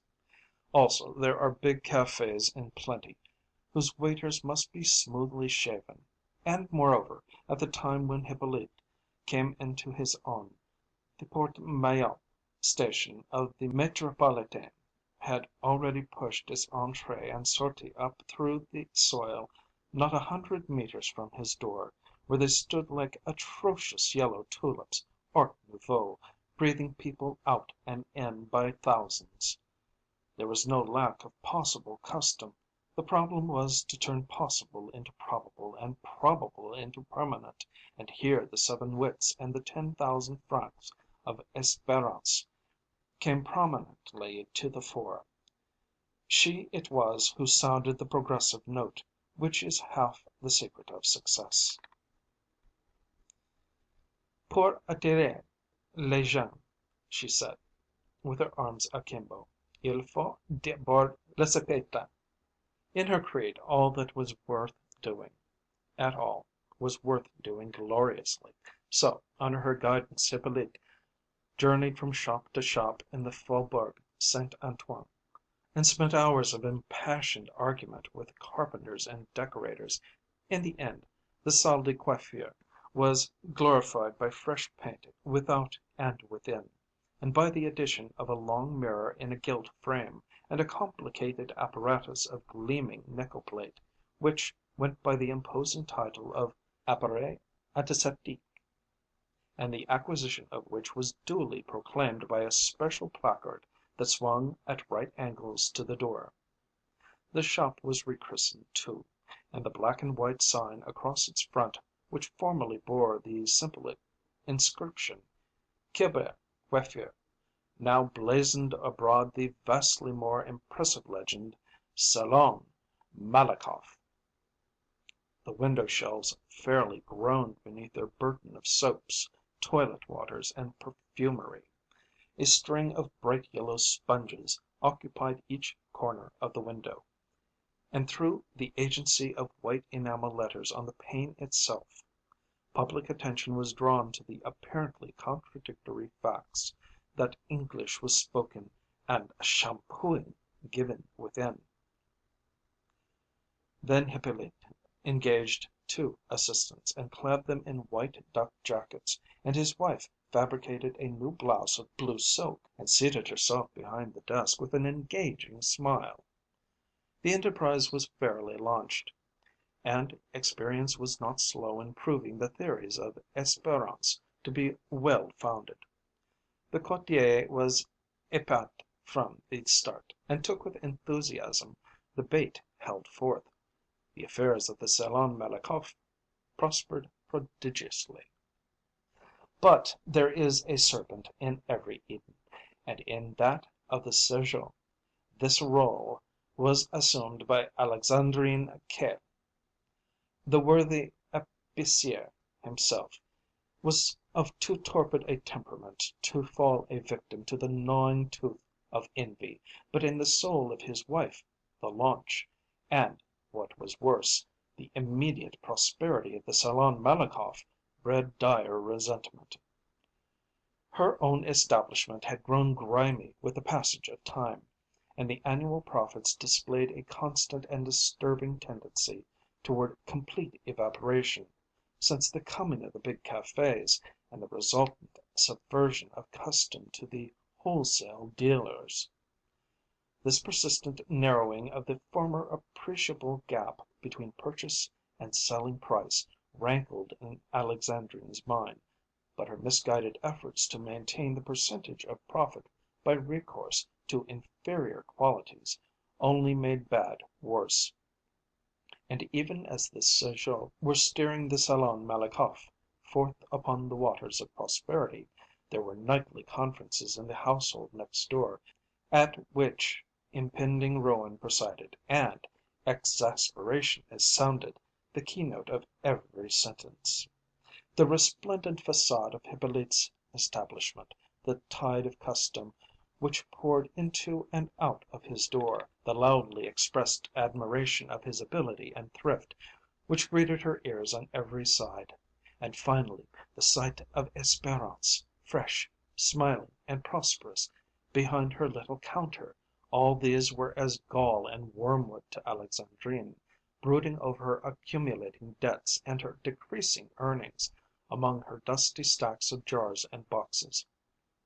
Once she had called upon her neighbor, somewhat for courtesy's sake, but more for curiosity's, and since then the agreeable scent of violet and lilac perfumery dwelt always in her memory, and mirages of scrupulously polished nickel and glass hung always before her eyes. The air of her own shop was heavy with the pungent odors of raw vegetables, cheeses, and dried fish, and no brilliance redeemed the sardine and biscuit boxes which surrounded her. Life became a bitter thing to Alexandrine Caille, for if nothing is more gratifying than one's own success, surely nothing is less so than that of one's neighbor. Moreover, her visit had never been returned, and this again was fuel for her rage. But the sharpest thorn in her flesh, and even in that of her phlegmatic husband, was the base desertion to the enemy's camp of Abel Flique. In the days when Madame Caille was unmarried, and when her 90 kilos were 50 still, Abel had been youngest commis in the very shop over which she now held sway, and the most devoted suitor in all her train. Even after his prowess in the black days of '71 had won him the attention of the civil authorities, and a grateful municipality had transformed the grosser soldier into a guardian of law and order, he still hung upon the favour of his heart's first love, and only gave up the struggle when Jean Baptiste bore off the prize and enthroned her in state as presiding genius of his newly acquired épicerie. Later, an unwittingly kindly prefect had transferred Abel to the 17th arrondissement, and so the old friendship was picked up where it had been dropped, and the ruddy faced agent found it both convenient and agreeable to drop in frequently at Madame Caille's on his way home, and exchange a few words of reminiscence or banter for a box of sardines or a minute package of tea. But with the deterioration of his old friend's wares and the almost simultaneous appearance of the Salon Malakoff, his loyalty wavered. Flique sampled the advantages of Hippolyte's establishment, and, being won over thereby, returned again and again. His hearty laugh came to be heard almost daily in the salle de coiffure, and because he was a brave homme and a good customer, who did not stand upon a question of a few sous, but allowed Hippolyte to work his will, and trim and curl and perfume him to his heart's content, there was always a welcome for him, and a smile from Madame Sergeot, and, occasionally, a little present of brilliantine or perfumery for friendship's sake, and because it is well to have the good will of the all powerful police. From her window Madame Caille observed the comings and goings of Abel with a resentful eye. It was rarely now that he glanced into the épicerie as he passed, and still more rarely that he greeted his former flame with a stiff nod. Once she had hailed him from the doorway, sardines in hand, but he had replied that he was pressed for time, and had passed rapidly on. Then indeed did blackness descend upon the soul of Alexandrine, and in her deepest consciousness she vowed to have her revenge. Neither the occasion nor the method was as yet clear to her, but she pursed her lips ominously and bided her time. In the existence of Madame Caille there was one emphatic consolation for all misfortunes, the which was none other than Zut, a white Angora cat of surpassing beauty and prodigious size. She had come into Alexandrine's possession as a kitten, and, what with much eating and an inherent distaste for exercise, had attained her present proportions and her superb air of unconcern. It was from the latter that she derived her name, the which in Parisian argot at once means everything and nothing, but is chiefly taken to signify complete and magnificent indifference to all things mundane and material, and in the matter of indifference Zut was past mistress, even for Madame Caille herself, who fed her with the choicest morsels from her own plate, brushed her fine fur with excessive care, and addressed caressing remarks to her at minute intervals throughout the day. Zut manifested a lack of interest that amounted to contempt. As she basked in the warm sun at the shop door, the round face of her mistress beamed upon her from the little desk, and the voice of her mistress sent fulsome flattery winging toward her on the heavy air. Was she beautiful? Mon Dieu! In effect, all that one could dream of the most beautiful. And her eyes, of a blue like the heaven, were they not wise and calm? Mon Dieu! Yes! It was a cat among thousands, a Mimi almost divine. Jean Baptiste, appealed to for confirmation of these statements, replied that it was so. There was no denying that this was a magnificent beast, and of a chic, and caressing, which was exaggeration, and of an affection, which was doubtful. and courageous, which was wholly untrue. Mazette, yes, a cat of cats. And was the boy to be the whole afternoon in delivering a cheese? He demanded of her. And Madame Caille would challenge him to ask her that. But it was a good great beast all the same, and so bury herself again in her accounts, until her attention was once more drawn to Zut, and fresh flattery poured forth. For all of this, Zut cared less than nothing. In the midst of her mistress's sweetest cajolery, she simply closed her sapphire eyes with an inexpressibly eloquent air of weariness, or turned to the intricacies of her toilet, as who should say, "Continue, I am listening, but it is unimportant." But long familiarity with her disdain had deprived it of any sting, so far as Alexandrine was concerned. Passive indifference she could suffer. It was only when Zut proceeded to an active manifestation of ingratitude that she inflicted an irremediable wound. Returning from her marketing one morning, Madame Caille discovered her graceless favourite seated complacently in the doorway of the Salon Malakoff, and in a paroxysm of indignation bore down upon her and snatched her to her breast.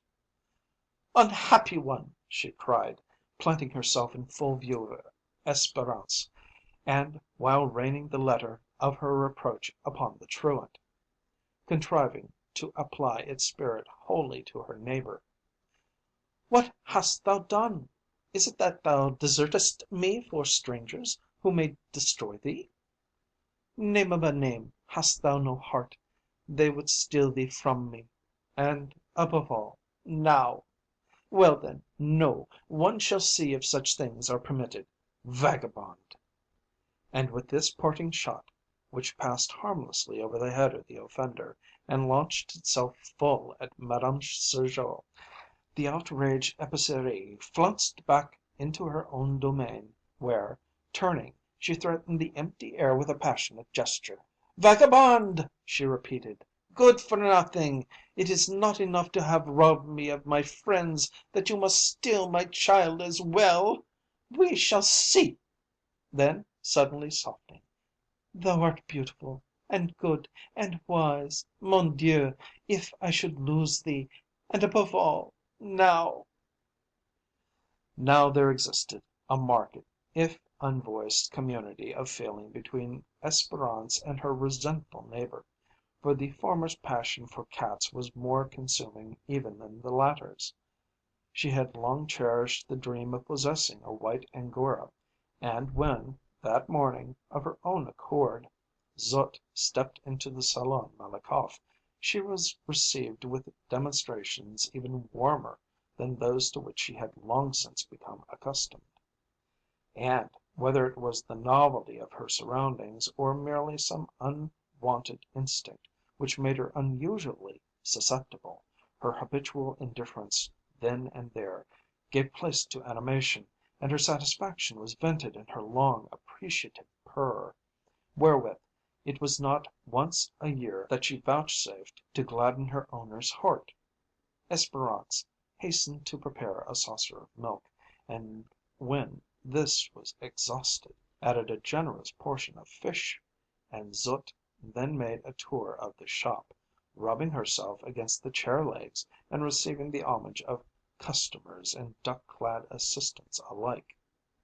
Flique, his ruddy face screwed into a mere knot of features, as Hippolyte worked violet hair tonic into his brittle locks, was moved to satire by the apparition. "Tiens! It is with the cat as with the clients. All the world forsakes the cat." Strangely enough, the wrathful words of Alexandrine, as she snatched her darling from the doorway, awoke in the mind of Espérance her first suspicion of this smouldering resentment. Absorbed in the launching of her husband's affairs, and constantly employed in the making of change and with the keeping of her simple accounts, she had had no time to bestow upon her neighbours, and even, had her attention been free, She could hardly have been expected to deduce the rancour of Madame Caille from the evidence at hand. But even if she had been able to ignore the significance of that furious outburst at her very door, its meaning had not been lost upon the others, and her own half formed conviction was speedily confirmed. "What has she?" cried Hippolyte, pausing in the final stage of his operations upon the highly perfumed Flique. "Do I know?" replied his wife with a shrug. "She thinks I stole her cat. I!" "Quite simply she hates you," puts in Flique. "And why not? She is old and fat, and her business is taking itself off like that. You are young and," with a bow, as he rose, "beautiful, and your affairs march to a marvel. She is jealous, c'est tout. It is a bad character, that." "But, mon Dieu!" "But what does that say to you? Let her go her way, she and her cat. Au revoir, sire, dame. Au revoir, sire, dame." And, rattling a couple of sous into the little urn reserved for tips, the policeman took his departure, amid a chorus of "Merci, monsieur," "Au revoir, monsieur," from Hippolyte and his duck clad aides. But what he had said remained behind. All day Madame Sergeot pondered upon the incident of the morning and Abel Flique's comments thereupon, seeking out some more plausible reason for this hitherto unsuspected enmity than the mere contrast between her material conditions and those of Madame Caille seemed to her to afford. For to a natural placidity of temperament, which manifested itself in a reluctance to incur the displeasure of any one, had been lately added in Espérance a shrewd commercial instinct, which told her that the fortunes of the Salon Malakoff might readily be imperilled by an unfriendly tongue. In the quartier, gossip spread quickly and took deep root. It was quite imaginably within the power of Madame Caille to circulate such rumours of Sergeot's dishonesty as should draw their lately won custom from them and leave but empty chairs and discontent, where now all was prosperity and satisfaction. Suddenly there came to her the memory of that visit which she had never returned. Mon Dieu! And was not that reason enough? She, the youngest patronne in the quartier, to ignore deliberately the friendly call of a neighbour! At least it was not too late to make amends. So, when business lagged a little in the late afternoon, Madame Sergeot slipped from her desk and, after a furtive touch to her hair, went in next door to pour oil upon the troubled waters. Madame Caille, throned at her counter, received her visitor with unexampled frigidity. "Ah, it is you," she said. "You have come to make some purchases, no doubt." "Eggs, madame," answered her visitor, disconcerted, but tactfully accepting the hint. "The best quality, or?" demanded Alexandrine, with the suggestion of a sneer. "The best, evidently, madame." "Six, if you please. Spring weather at last, it would seem." To this generality the other made no reply. Descending from her stool, she blew sharply into a small paper bag, thereby distending it into a miniature balloon, and began selecting the eggs from a basket, holding each one to the light, and then dusting it with exaggerated care before placing it in the bag. While she was thus employed, Zut advanced from a secluded corner, and, stretching her forelegs slowly to their utmost length, greeted her acquaintance of the morning with a yawn. Finding in the cat an outlet for her embarrassment, Espérance made another effort to give the interview a friendly turn. "He is beautiful, madame, your Mathilde," she said. "It is a female," replied Madame Caille, turning abruptly from the basket, "and she does not care for strangers." This second snub was not calculated to encourage neighborly overtures, but Madame Sergeot had felt herself to be in the wrong, and was not to be so readily repulsed. "We do not see Monsieur Caillé at the Salon Malakoff," she continued. "We should be enchanted." "My husband shaves himself," retorted Alexandrine with renewed dignity. "But his hair?" ventured Espérance. "I cut it!" thundered her foe. Here Madame Sergeot made a false move. She laughed. Then in confusion, and striving, too late, to retrieve herself, "Pardon, madame," she added, "but it seems droll to me that, after all, 10 sous is a sum so small." "All the world, unfortunately," broke in Madame Caillé, "has not the wherewithal to buy mirrors, and pay itself frescoes and appareils antiseptiques. The eggs are 24 sous. But we do not pride ourselves upon our eggs. Perhaps you had better seek them elsewhere for the future." For sole reply Madame Sergeot had recourse to her expressive shrug, and then, laying 2 francs upon the counter, and gathering up the sous which Alexandrine rather hurled at than handed her, she took her way toward the door with all the dignity at her command. But Madame Caillé, feeling her snub to have been insufficient, could not let her go without a final thrust. "Perhaps your husband will be so amiable as to shampoo my cat," she shouted. "She seems to like your salon." But Espérance, while for Concord's sake inclined to tolerate all rudeness to herself, was not prepared to hear Hippolyte insulted, and so, wheeling at the doorway, flung all her resentment into 2 words: "Mais élevez!" "Zis!" screamed Alexandrine from the desk, and so they parted. Now, even at this stage, an armed truce might still have been preserved, had Zut been content with the evil she had wrought, and not thought it incumbent upon her further to embitter a quarrel that was a very pretty quarrel as it stood.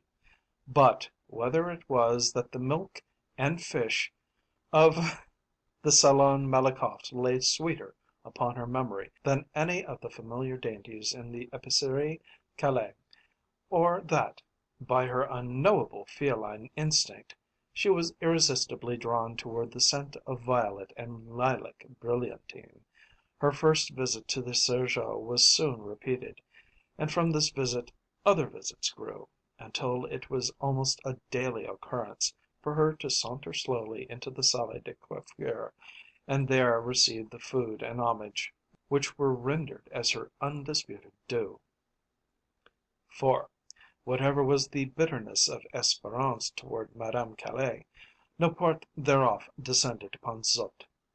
On the contrary, at each visit, her heart was more drawn toward the sleek Angora, and her desire but strengthened to possess her peer. But white Angoras are a luxury, and an expensive one at that, and, however prosperous the Salon Malakoff might be, its proprietors were not as yet in a position to squander 80 francs upon a whim. So, until profits should mount higher, Madame Sergeot was forced to content herself with the voluntary visits of her neighbor's pet. Madame Caillé did not yield her rights of sovereignty without a struggle. On the occasion of Zut's third visit she descended upon the Salon Malakoff, robed in wrath, and found the adored one contentedly feeding on fish in the very bosom of the family Sergeot. An appalling scene ensued. "If," she stormed, crimson of countenance and threatening Espérance with her fist, "if you must entice my cat from her home, at least I will thank you not to give her food. I provide all that is necessary, and, for the rest, how do I know what is in that saucer?" And she surveyed the duck clad assistants and the astounded customers with tremendous scorn. "You others," she added, I ask you, is it just? These people take my cat and feed her. Feed her! With I know not what. It is overwhelming, unheard of, and above all, now!" But here the peaceful Hippolyte played trumps.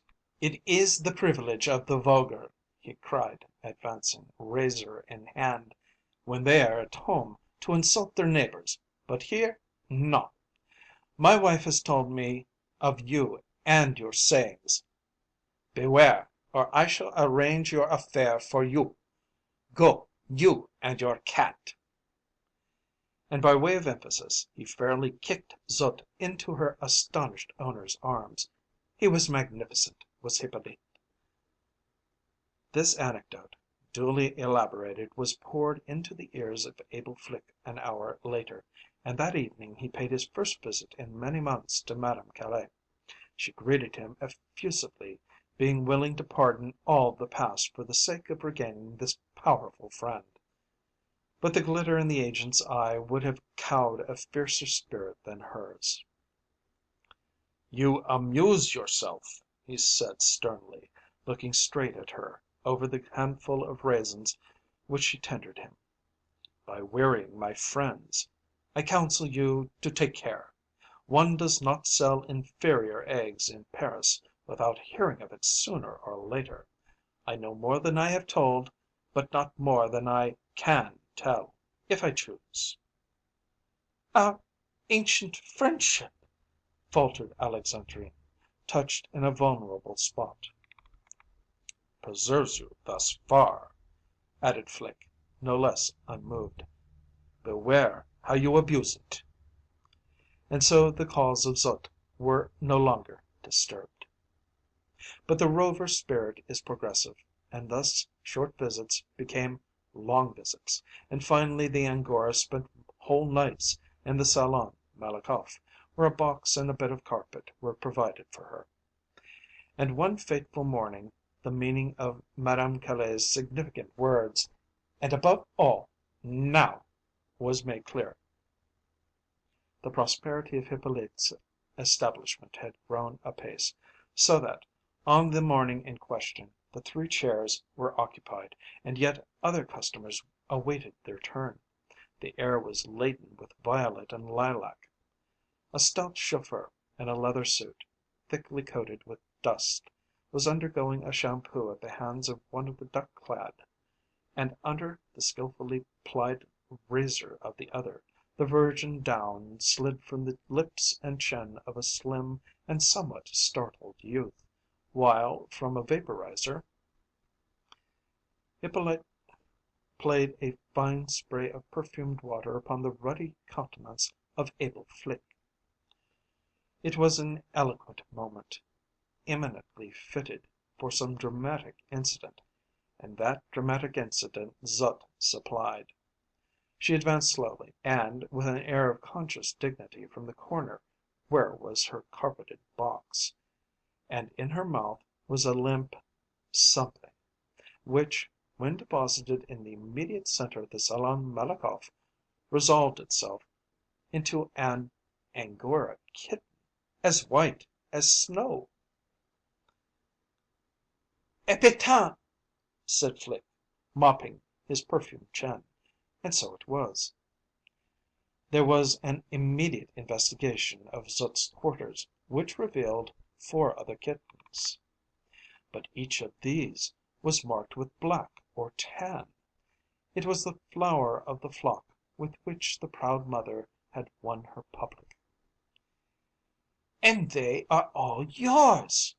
cried Flique, when the question of ownership arose. "Mon Dieu, yes. There was such a case not a month ago, in the 8th arrondissement. A concierge of the Avenue Hoche who made a contrary claim. But the courts decided against her. They are all yours, Madame Sergeot. My felicitations." Now, as we have said, Madame Sergeot was of a placid temperament, which sought not strife. But the unprovoked insults of Madame Caille had struck deep, and, after all, she was but human. So it was that, seated at her little desk, she composed the following masterpiece of satire: Chère Madame, we send you back your cat, and the others, all but one. One kitten was of a pure white, more beautiful even than its mother. As we have long desired a white Angora, we keep this one as a souvenir of you. We regret that we do not see the means of accepting the kind offer you were so amiable as to make us. We fear that we shall not find time to shampoo your cat, as we shall be so busy taking care of our own. Monsieur Flick will explain the rest. We pray you to accept, Madame, the assurance of our distinguished consideration. Hippolyte and Espérance Sergeot. It was Abel Flick who conveyed the above epistle and Zot and 4 of Zot's kittens to Alexandrine Caillé, and when that wrathful person would have rent him with tooth and nail, it was Abel Flick who laid his finger on his lip and said, "Concern yourself with the superior kitten, madam, and I concern myself with the inferior eggs." To which Alexandrine made no reply. After Flick had taken his departure, she remained speechless for 5 consecutive minutes, for the first time in the whole of her waking existence, gazing at the spot at her feet where sprawled the white Angora surrounded by her mottled offspring. Even when the first shock of her defeat had passed, she simply heaved a deep sigh, and uttered 2 words: "Oh, zut!" The which, in Parisian argot, at once means everything and nothing. End of Zut, by Guy Wetmore Carroll.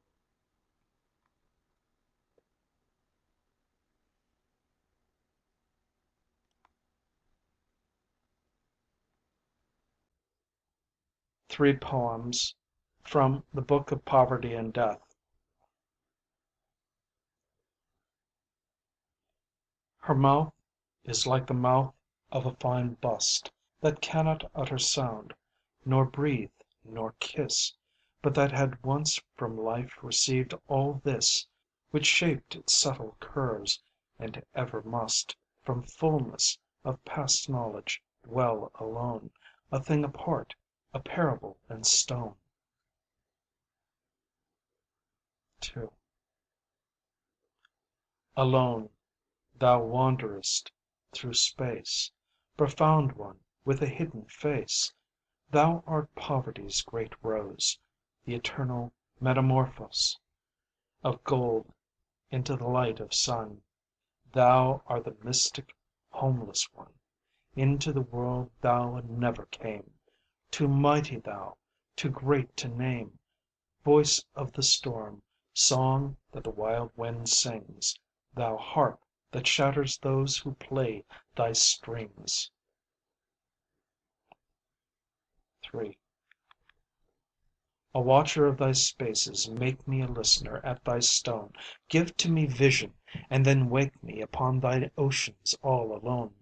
Thy rivers' courses let me follow, where they leap the crags in their flight, and where at dusk in caverns hollow they crooned music of the night. Send me far into thy barren land, where the snow clouds the wild wind drives, where monasteries like gray shrouds stand, august symbols of unlived lives. There pilgrims climb slowly one by one, and behind them a blind man goes. With him I will walk till day is done, up the pathway that no one knows. End of 3 poems from the Book of Poverty and Death. The Schoolmarm's Saddle Horse, by Frank Benton. One day, while waitin' on a sidetrack, old Chuckwagon got to tellin' about the new schoolmarm in their neighborhood. He said he reckoned she was as high educated as anybody ever got. He said she didn't say cowpuncher talk much, but she used some mighty high sounding words. Why, he said, she called a water gap a water yawn, a shindig a dance, Injuns naborigines, cowboys cow servants, and Bill Allen's hired girl, where she boards, a domestic. The first time she came to Bill Allen's, she heard them a talking about cowpunchers, and she asked old Bill if he wouldn't show her a real live cowpuncher, and there weren't any cowpunchers in Boston, where she came from, and old Bill said he'd have one over from the nearest cow ranch next day. So next morning he comes over to my ranch and tells me to rig out in fur snaps, put on my buckskin shirt and big Mexican hat with tassels on it, with red silk handkerchief around my neck, and he would take me over and introduce me to the new schoolmarm. So I rigged up all proper, and when we got over to Bill Allen's place, old Bill told his wife to go to the schoolmarm's room and tell her he had a genuine cowpuncher out there, and for her to come out and see him. She told Mrs. Allen she was busy just then, but tell Mr. Allen to take the cowpuncher to the barn and give him some hay and she would be out directly. Now he'd been wondering, ever since, old Chuck said, what on earth she reckoned a cowpuncher was. Still she was mighty green about some things, 'cause when they had a little party at old Bill Allen's, all the girls got to telling about the breed of their saddle horses, and some said their hoss was a Hamiltonian, and some said their hoss was thoroughbred, and some was Black Hawk Morgan. The schoolmarm said she had a gentleman friend in Boston who had a very fine saddle hoss of the stallion breed, and when the boys giggled and the gals began to look red, she says, as innocent as a lamb, "There is such a breed of hosses, ain't they? Of course," she says, "I know it's a rare breed, and perhaps you folks out here never saw any of that breed." She says, "They are great hosses to whinny. Why, my friend's hoss kept whinnying all the time." When she got to describing that hoss's habits, course all us boys begun to back up and get out the room. I reckoned she was from an Irish family, 'cause she insisted Mrs. Flanagan was right when she called the station a daypo. But I reckoned she could just knock the hind sights off anybody when it came to singing. I never did know just whether it was a song or not she sung, 'cause none of us could understand it. She said it was Italian, and of course there wasn't any of us understood any Dago talk, but she would just commence away down in a kind of low growl, like a sleeping foxhound when he is dreaming of a bear fight, and keep growling a little louder and little louder, and directly begin to give some short barks, and then it would sound like a herd of wild cattle bawling round a dead carcass, then like a lot of hungry coyotes howling of a clear frosty night, and finally wind up like hundreds of wild geese flying high and going south for winter. She said her voice had been cultivated, and I reckon it had. You could tell it had been laid off and mighty even rows, the weeds all pulled out and the dirt throwed up close to the hills. But somehow I'd a heap rather hear a little blue-eyed girl I know up in the mountains of Idaho sing the Suwannee River and comin' through the rye, 'cause I can understand that. But I guess them Boston girls are all right at home. I reckon they are used to them there. End of The Schoolmarm's Saddle Horse by Frank Benton.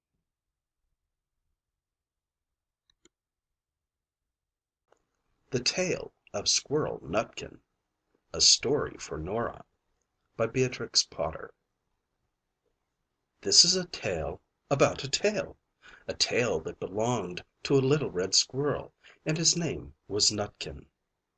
He had a brother called Twinkleberry, and a great many cousins. They lived in a wood at the edge of a lake. In the middle of the lake there is an island covered with trees and nut bushes, and amongst those trees stands a hollow oak tree, which is the house of an owl, who is called Old Brown. One autumn, when the nuts were ripe and the leaves on the hazel bushes were golden and green.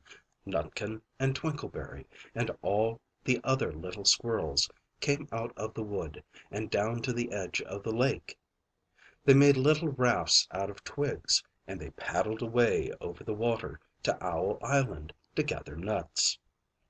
Each squirrel had a little sack and a large oar, and spread out his tail for a sail.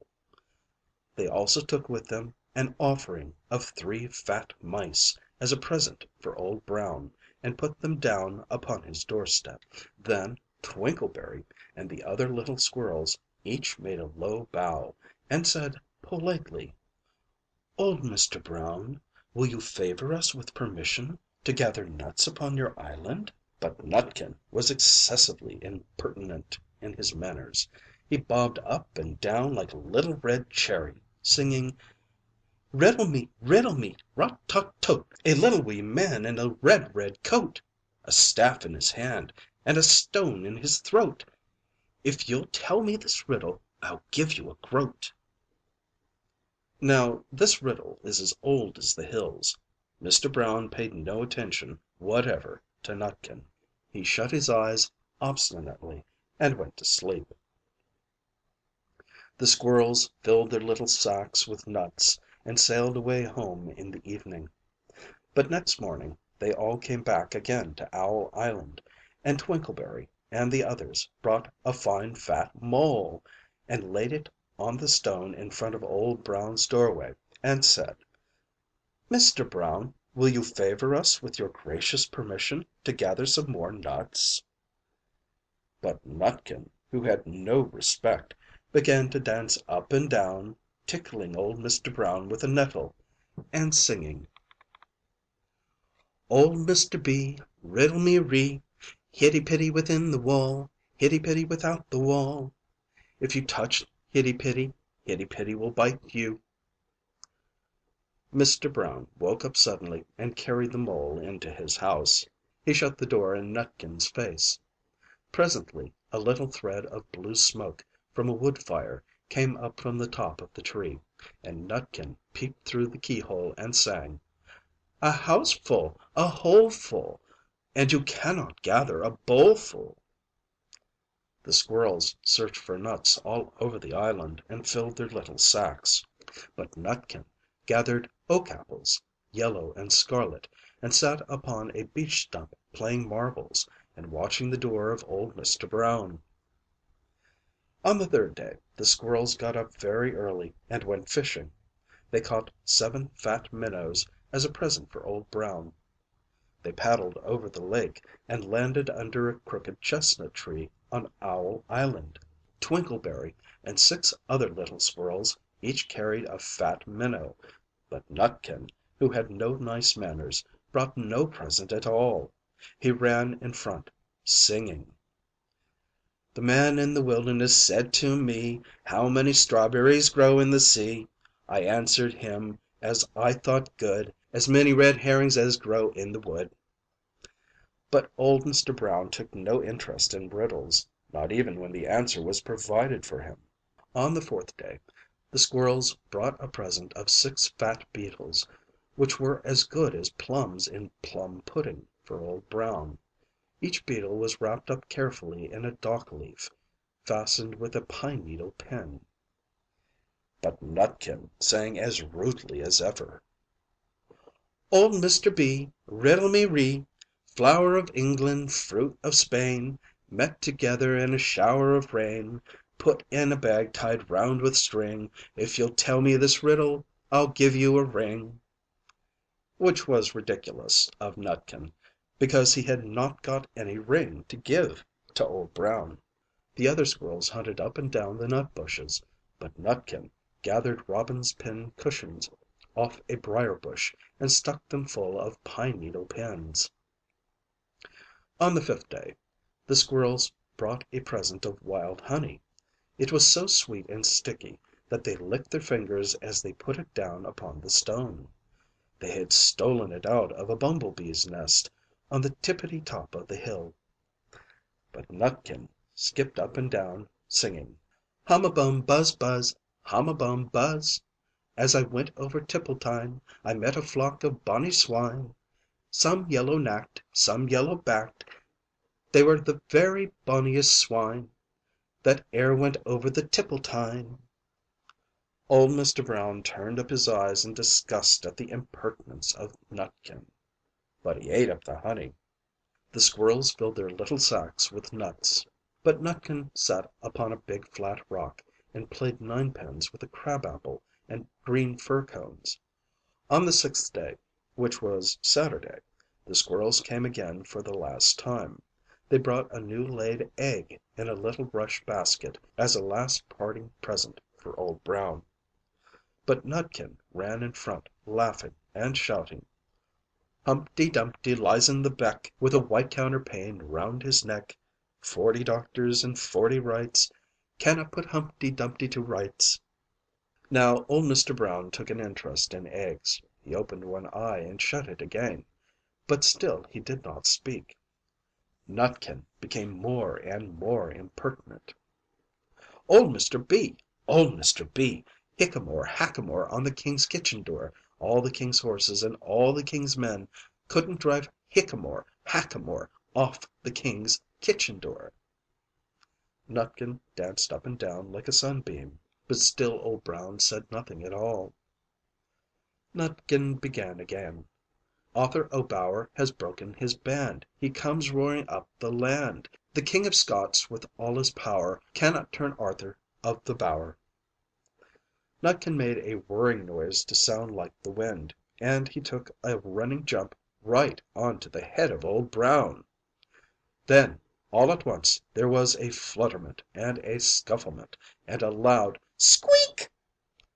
The other squirrels scuttered away into the bushes.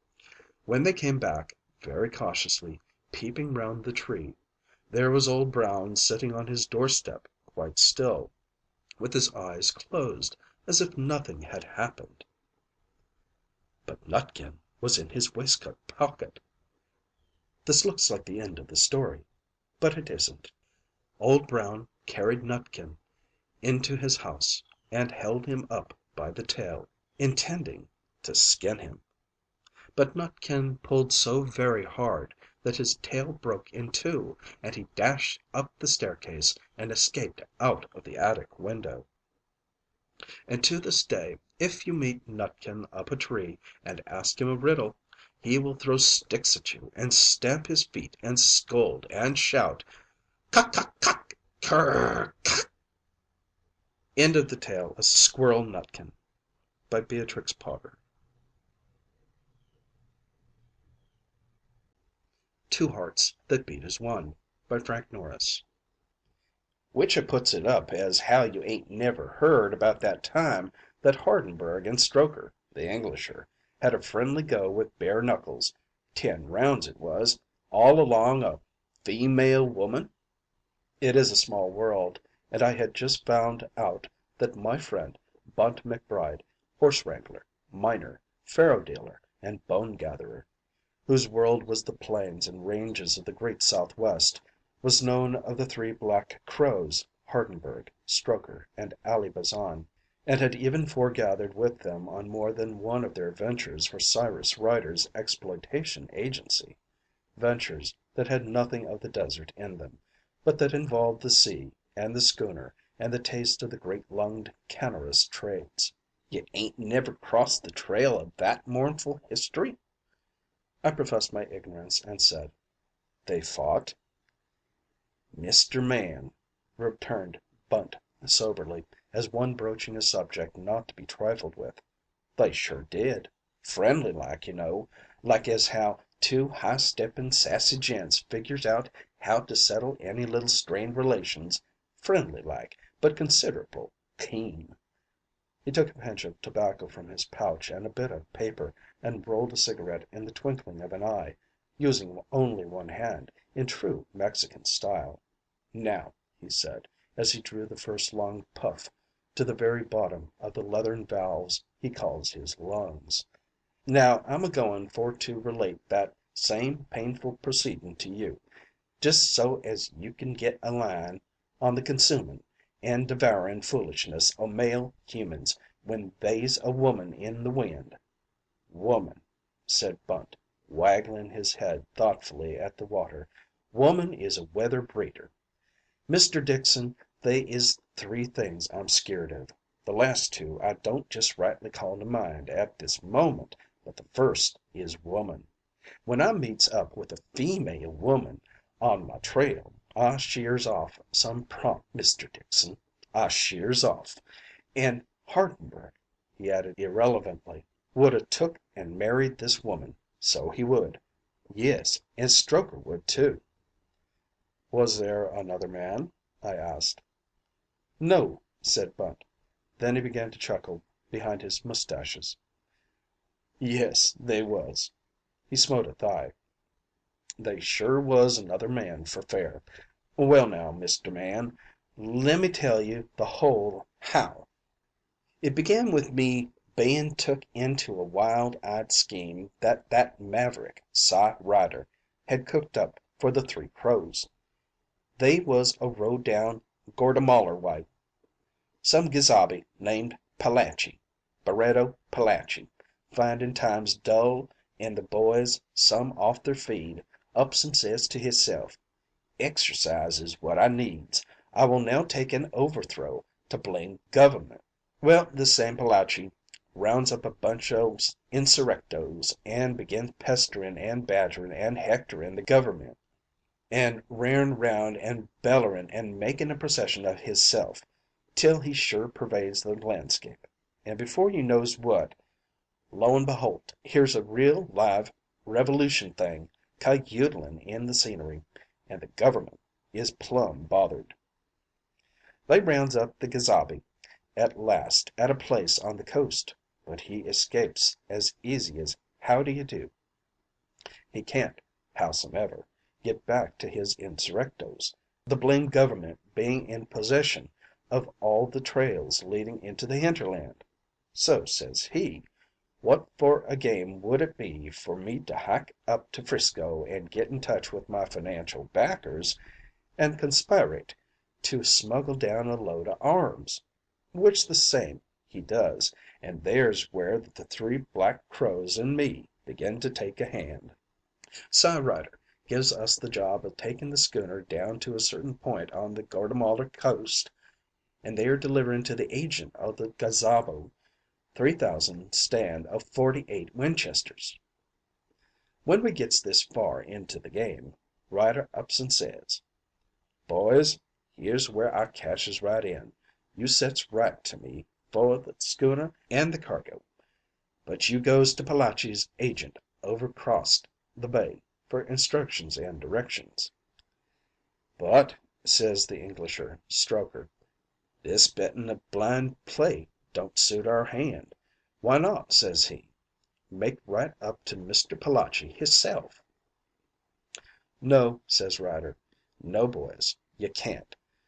The Señor is lying as low as a toad in a wheel track these days, because of the pryin' and meddlin' disposition o' the local authorities. No,' he says, 'ye must have your palaver with the agent, which is a woman,' and thereon I groans low and despairin'. So soon as he mentions female, I knowed trouble was in the atmosphere, and right there is where I sure loses my presence o' mind. What I should 'a' done was to say, 'Mr. Ryder, Hardenberg, and gents all, you're good boys, and you drinks and deals fair, and I loves you all with a love that can never, never die for the terms o' your natural lives, and may God have mercy on your souls. But I ain't keepin' case on this 'ere game no longer. Woman and me is mules in music. We ain't never made to ride in the same go-cart. Good bye.' That all is what I should 'a' said, but I didn't. I walked right plumb into the slough, like the mudhead that I was, and got mired for fair, just as I might 'a' knowed I would.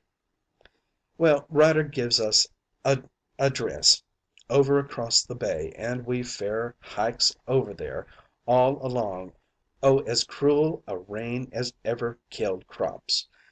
We finds the place after a while, a lodgin' house all lorn and loony. set down all by itself in the middle of some real estate extension like a teepee in a barren. A crazy, modern house, all gimcrack and woodwork and frostin', with never another place in so far as you could hear a coyote yelp. Well, we bucks right up and asks of the party at the door if the Señorita Esperanza Ulivari, that was who Ryder had told us to ask for, might be concealed upon the premises, and we shows Cy Ryder's note. The party that opened the door was a greaser, the worst looking I ever clapped eyes on. Looked like the kind what'd steal the coppers off his dead grandmother's eyes. Anyhow, he says to come in, gruff like, and to wait, poco tiempo. Well, we waited, mucho tiempo, muy mucho, all a settin' on the edge of the sofy with our hats on our knees, like philly birds on a rail, and a countin' of the patterns in the wall paper to pass the time along.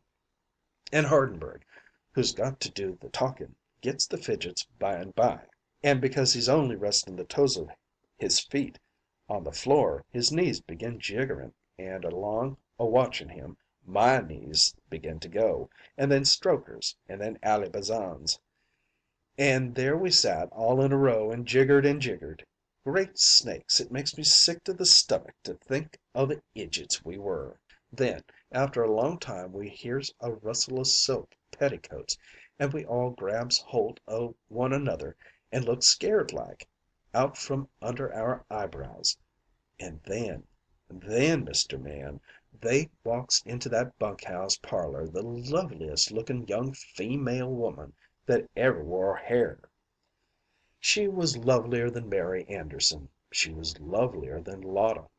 She was tall and black haired, and had a eye, well, I dunno, when she gave you the littlest flicker of that same eye, you felt it was about time to take and lie right down and say, I would esteem it, ma'am, a sure smart favor if you was to take and wipe your boots on my waistcoat, just so's you could hear my heart a beatin'.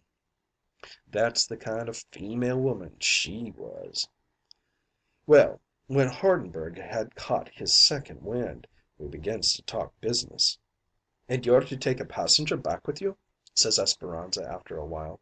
"What for a passenger might it be?" says Hardenberg. She fished out her calling card at that and tore it in two and gave Hardenberg one half. "It's the party," she says, "that'll come aboard off San Diego on your way down and who will show up the other half of the card, the half I have here, and which the same I'm going to mail to him, and you be sure the half's fit before you let him come aboard. And when that party comes aboard," she says, "he's to take over charge." "Very good," says Hardenberg, mincing and silly like a cheesy cat lapping cream. "Very good, ma'am. Your orders shall be obeyed." He sure said it just like that, as if he spoke out of a storybook, and I kicked him under the table for it. Then we palavers a whole lot and settles the way the thing is to be run, and finally, when we'd got as far as could be that day, the Señorita stood up and says, "Now, me good fellows," 'twas Spanish she spoke, "now, me good fellows, you must drink a drink with me."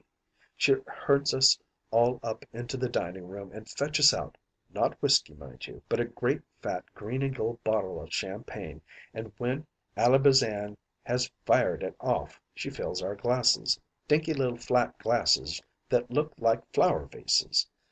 Then she stands up there before us, fine and tall, all in black silk, and puts her glass up high and sings out, "To the Revolution!" And we, all solemn like, says, "To the Revolution," and crooks our elbows.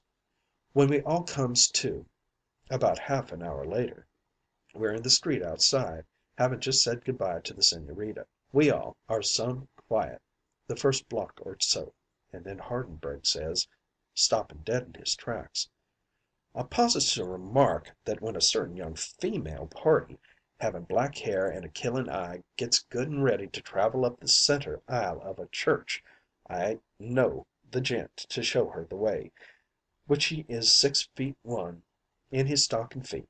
some freckled across the nose, and shoots with both hands. Which the same observations, speaks up Stroker, twirling his yeller lady killer, which the same observations, he says, has my hearty endorsement and cooperation, savin' in the particular of the description of the gent. The gent is 5'11" high, 3 feet thick, is the only son of my mother, and has yeller mustaches and a buck tooth. He don't qualify, puts in Hardenberg. First, because he's a Englisher, and second, because he's up agin a American, and besides, he has a tooth that's bucked. "Buck or no buck," flares out Stroker, "what might be the meanin' o' that remark concernin' bein' an Englisher?" "The fact of his being English," says Hardenberg, "is only half the hoe handle, t'other half being the fact that the first named gent is all American. No Yank ain't never took no dust from oft a Englisher, whether it were war, walkin' matches, or women." "But they's a Englisher," sings out Stroker, "not 40 miles from here as can nick the nose of a freckled Yank, if so be occasion require." "Now ain't that plumb foolish like," observed Bunt, philosophically. "Ain't it plumb foolish like o' them two gesabes to go flyin' up in the air like two he hens on a hot plate, for nothin' in the world but because a neat looking female woman has looked at 'em some soft?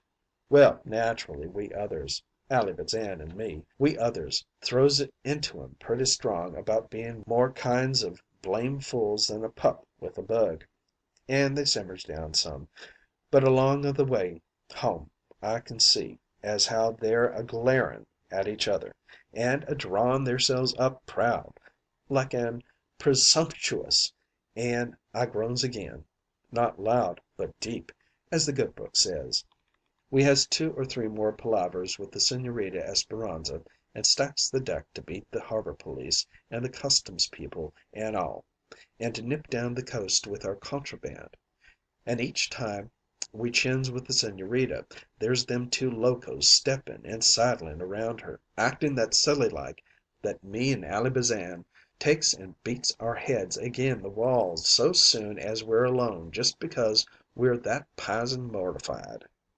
Finally comes the last talky talk, and we're to sail away next day and mebbe snatch the little joker through, or be took and hung by the Costa Guardas. "And good bye," says Hardenberg to Esperanza, in a fainting, die away voice like a kitten with a cold. "And ain't we goin' to meet no more?" "I sure hopes as much," puts in Stroker, smirkin' so's you'd think he was a he milliner sellin' a bonnet. "I hope," says he, "our delightful acquaintanceship ain't a goin' for to end abrupt this a way." "Oh, you nice big Mister Men," pipes up the Señorita in English. "We will meet down there in Guatemala soon again. Yes, because I go down by the vapor carriages to morrow." "Unprotected, too," says Hardenberg, wagging his fool head, "and so young. Holy Geronimo, I don't know what more fool drivellin' they had, but they finally comes away.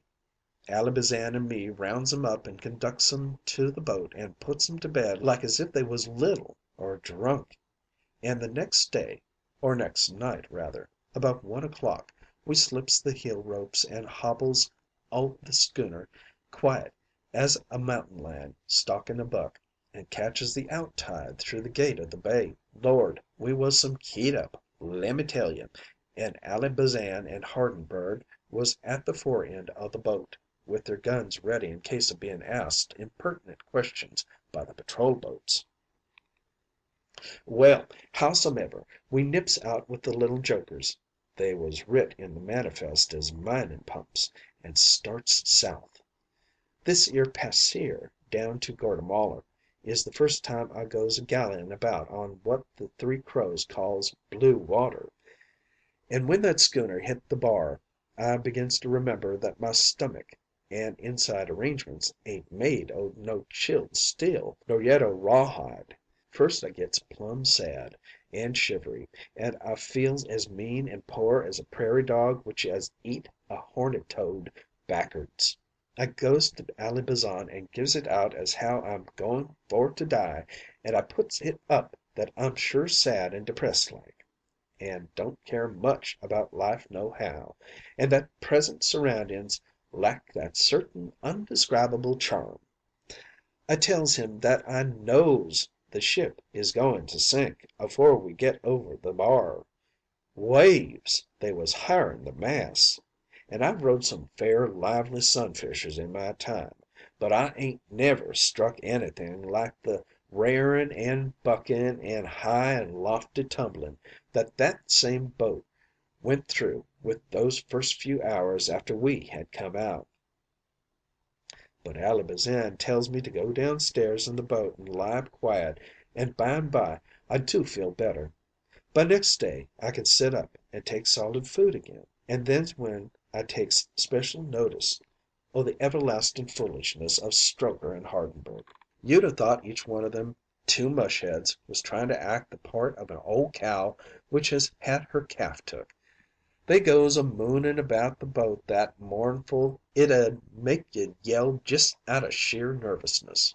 First one 'ud up and hold his head on his hand and lean on the fence rail that ran around the boat, and sigh till he'd raise his pants clean out o' the top o' his boots, and then the other'd go off in another part o' the boat, and he'd sigh and moon and take on fit to sicken a coyote. But we're maybe 6 days to the good old Frisco, they two gets kind o' sassy along each t'other, and they has a heart to heart talk, and puts it up as how either one o' 'em 'ud stand to win so only the t'other was out o' the game. "It's double or nothing," says Hardenberg, who was something o' a card sharp for either you or me, Stroke, "and if you're agreeable I'll play you a round o' jacks for the chance at the Señorita. The loser to pull out o' the running for good and all." No, Strokher don't come in on no such game, he says. He wins her, he says, as a man, and not as no poker player. No, nor he won't throw no dice for the chance o' winning Esperanza, nor he won't flip no coin, nor yet wrastle. But, says he all of a sudden, "I'll tell you which I'll do. You're a big, thick, strappin' hulk of a two-fisted dray horse, Hardy, and I ain't no effete and degenerate one lunger myself. Here's what I propose: that we all takes and lays out a 16-foot ring on the quarter deck, and that the raw boned Yank and the stodgy Englisher strips to the waist, and all friendly like settles the question by Queensberry rules, and may the best man win." Hardenberg looks him over. "And what might be your weight?" says he. "I don't figure on hurtin' of you, if so be you're below my class." "I fights at 170," says Strokher. "And me," says Hardenberg, "at 175. We're matched." "Is it a go?" inquires Strokher. "You bet your great grandmammy's tortoise shell chessy cat it's a go," says Hardenberg, prompt as a hop frog catching flies. We don't lose no time trying to reason with them, for they is sure keen on having the go, so we lays out a ring by the rear end of the deck, and runs the schooner in till we're in the lee of the land, and she riding steady on her pins. Then, along about 4 o'clock on a fine still day, we lays the boat to, as they say, and folds up the sail, and having scattered resin in the ring, which it ain't no ring, but a square o' ropes on posts, we says all is ready. Ally Bazan he's referee, and me, I'm the timekeeper, which I has to ring the ship's bell every 3 minutes to let 'em know to quit and that the round is over. We gets 'em into the ring, each in his own corner, squatting on a bucket, the timekeeper being second to Hardenberg, and the referee being second to Strokher. And then, after they has shuck hands, I climbs up on the chicken coop and hollers 'Time!' and they begins. Mister Man, I saw Tim Hennon at his best, and I saw Sayres when he was a top notcher, and likewise several other irregular boxin' sharps that were sure tough terriers. Also, I've saw two short-horn bulls arguin' about a question o' leadership, but so help me Bob, the fight I saw that day made the others look like a young ladies' quadrille. Oh, I ain't goin' to tell o' that mill in detail, nor by rounds. Rounds! After the first 5 minutes they wa'n't no rounds. I rung the blame bell till I rung her loose, and Ally Bazan yells 'break away' and 'time's up' till he's black in the face, but you could no more separate them two than you could put the brakes on a blame earthquake. At about supper time we pulled 'em apart. We could do it by then, they was both so gone, and jammed each one o' 'em down in their corners. I rings my bell good and plenty, and Ally Bazan stands up on a bucket in the middle of the ring and says, 'I declare this here glove contest a draw.' And draw it sure was. They fit for 2 hours steady, and never a one got no better of the other. They give each other lick for lick as fast and as steady as they could stand to it. Wrastlin', borin' in, boxin', all was alike. The one was just as good as t'other, and both willin' to the very last. When Ally Bazan calls it a draw, they gets up and wobbles toward each other and shakes hands, and Hardenberg he says, 'Stroke, I thanks you a whole lot for as neat a go as ever I mixed in.' And Strokher answers up, 'Hardy, I loves you better'n ever.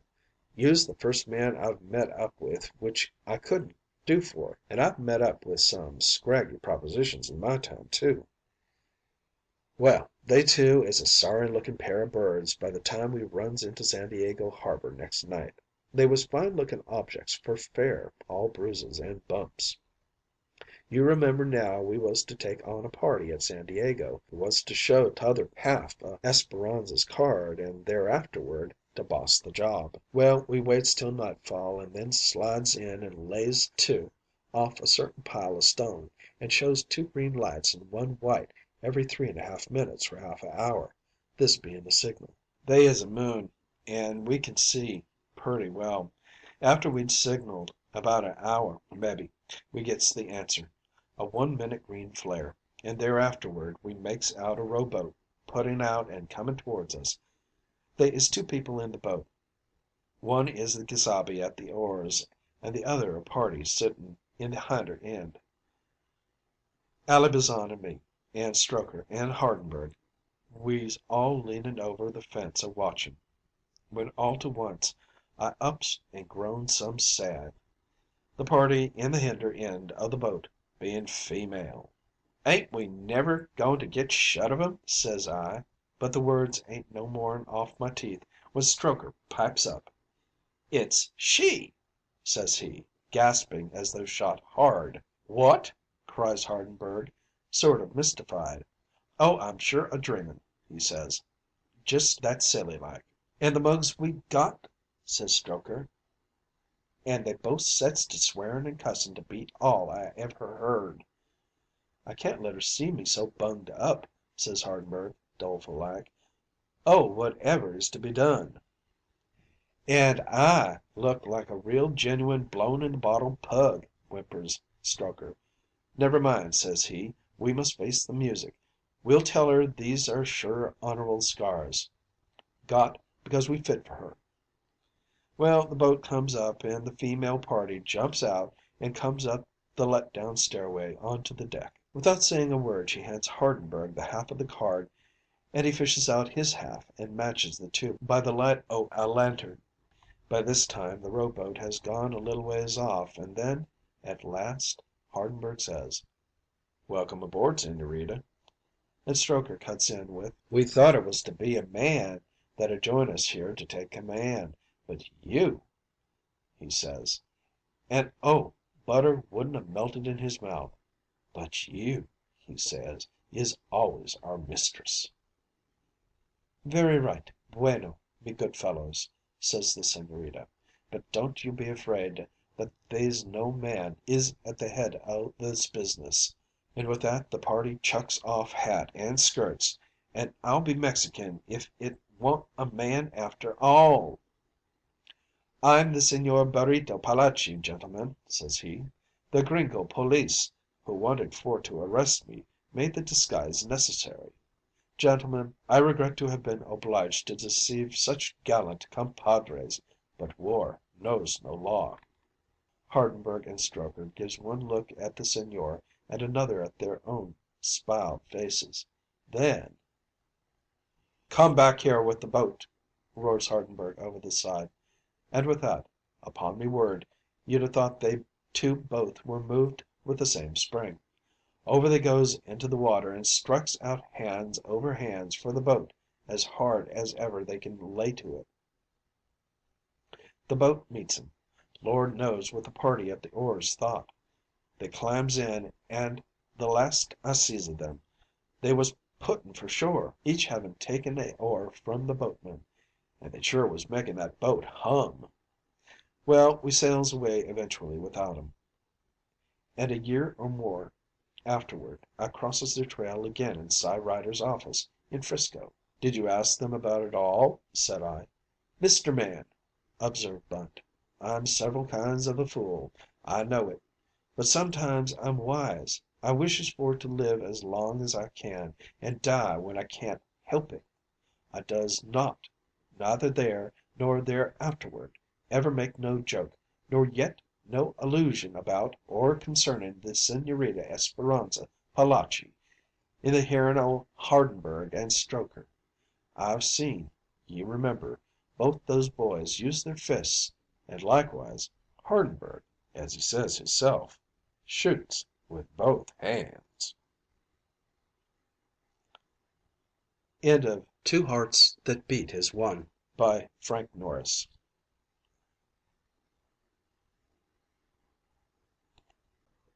Why Should Hebrew Christians Unite? By Rev. A.R. Culdell.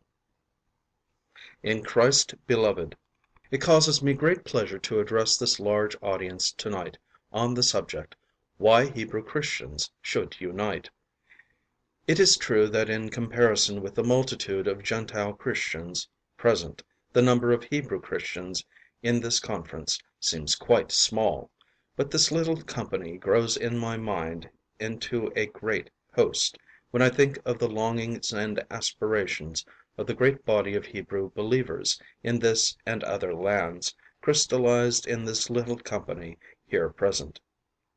Brethren, a great multitude of Hebrew believers in this and other lands are praying during these days for God's guidance and spirit upon our deliberations. They know how much the usefulness of blessedness of a future alliance is conditioned by the kind of a foundation we lay for it at this conference. They know the great difficulties in the way. They know the differences between the different evangelical churches through whose instrumentalities we have been brought to Christ. And they know the affection and loyalty with which most of us are clinging to the denominations among whom we have found the Messiah. We all know the discouragements we shall have to meet with both from within and from without.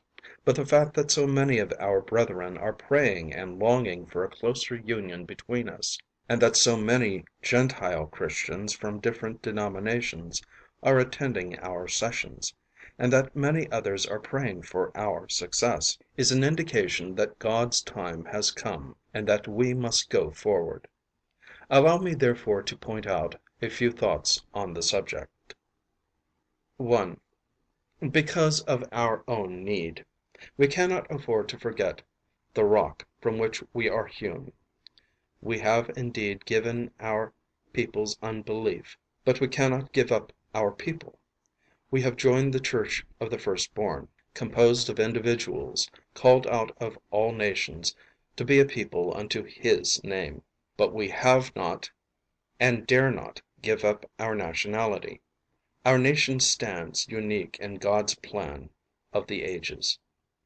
God has not dealt so with any nation. Of all the nations, ours is the only one that owes its birth to a miracle. To them pertaineth the adoption, and the glory, and the covenants, and the giving of the law. and the service of God and the promises, whose are the fathers, and of whom as concerning the flesh Christ came, who is God over all, blessed forever. Amen. Romans 9. Israel is the everlasting nation. Isaiah 44. It is prefigured by the burning bush, which was never consumed. Israel's call and election are not of works or merit, but of grace, and God's calling and gifts are without repentance. Salvation is of the Jews. They were the seed sowers at the beginning, and they shall be the sheaf gatherers at the end of this dispensation. Zechariah 8, verse 13. Isaiah 66. We are Christians indeed, followers of the Lamb, but we live not under the law, but under grace. If Israel is ever to claim God's glorious promises, it will have to do so by faith. But He has given us the faith. Do you wonder, then, that Paul, by the inspiration of the Holy Ghost, calls the believing Jews the Israel of God? Galatians 6:16. We must stand together as the Israel of God. We ought to unite because our nation needs it. The national movements among our people are inaugurated by men who are blind leaders of the blind. Whilst God is able to make even the wrath of men to praise Him, yet we know that when the blind leads the blind, both fall into the ditch. As disunited individuals, our influence for good is like an atom lost in the breeze, but united into one living, loving, shining mass, our impact will not fail to make the desired impression on our people. Our people needs this union. 3. The Church needs it. Unbelieving Israel's sojourn among the Christian nations has ripened many grave problems whose solution has proved quite unpleasant to Jew and Gentile alike. There is a curse resting upon our people because of their unbelief. Isaiah 43:27, 28, Malachi 2. By God's grace Israel is a blessing, but despising this grace it becomes a curse to the nations. Zechariah 8:13.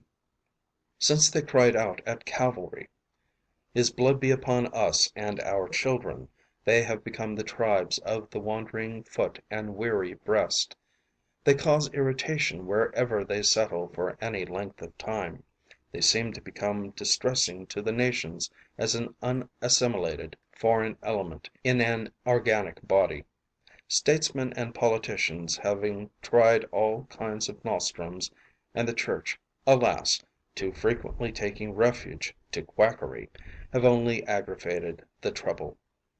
False love, based upon the denial of the truth as it is in Jesus, will as little turn Israel's curse into a blessing as Christless hatred. We, the men of Israel, who were once blind, but now see, we who were sick and are now healed, yea, we who were dead and are now alive, we must point the nation and the Church to the fountain of healing and life even for Israel and its troubles. We ourselves have drank from that fountain. We have tasted that power and that life. Move together, brethren, from the east and the west, from the north and the south. You need not give up your denominational badges as long as your denominations stand for the living and saving Christ. We do not stand as members of denominations here, but as members of one nation, sick and footsore, wandering and bleeding, Christless and dying. Let us cry with united agony of voice to Him, Come, Lord Jesus, come and save thine inheritance, and to His blood-bolted Church, come to the rescue of our perishing brethren. They need your sympathy, your prayers, your love, your testimony. In blessing them ye shall be blessed.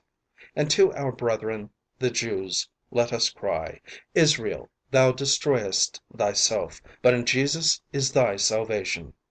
Yes, this alliance of redeemed and consecrated Israelites must come to pass. We ourselves need it, the Jews need it, the Church needs it, and God will bless it. Amen.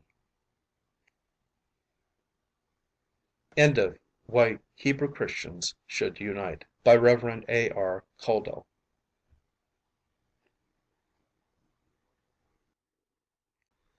A machine that flies. Big box kite, driven by 6 propellers, soars the air at Kitty Hawk, Norfolk, Virginia, December 18. A successful trial of a flying machine was made yesterday near Kitty Hawk, North Carolina, by Wilbur and Orville Wright of Dayton, Ohio. The machine flew for 3 miles in the face of a wind blowing at the registered velocity of 21 miles an hour, and then gracefully descended to earth at the spot selected by the man in the navigator's car as a suitable landing place. The machine has no balloon attachment, but gets its force from propellers worked by a small engine. Preparatory to its flight, the machine was placed upon a platform near Kitty Hawk, North Carolina. This platform was built on a high sand hill, and when all was in readiness, the fastenings to the machine were released, and it started down an incline. The navigator, Wilbur Wright, then started a small gasoline engine which worked the propellers. When the end of the incline was reached, the machine gradually arose until it obtained an altitude of 60 feet. In the face of the strong wind blowing it maintained an even speed of 8 miles an hour. The idea of the box kite has been adhered to in the basic formation of the flying machine. A huge framework of light timbers, 33 feet wide, 5 feet deep, and 5 feet across the top, forms the machine proper. This is covered with a tough but light canvas. In the center, and suspended just below the bottom plan, is the small gasoline engine which furnishes the motive power for the propelling and elevating wheels. There are 6 blade propellers, one arranged just below the center of the frame, so gauged as to exert an upward force when in motion, and the other extends horizontally to the rear from the center of the car, furnishing the forward impetus. Protruding from the center of the car is a huge fan-shaped rudder of canvas stretched upon a frame of wood. This rudder is controlled by the navigator and may be moved to each side, raised or lowered. No test today.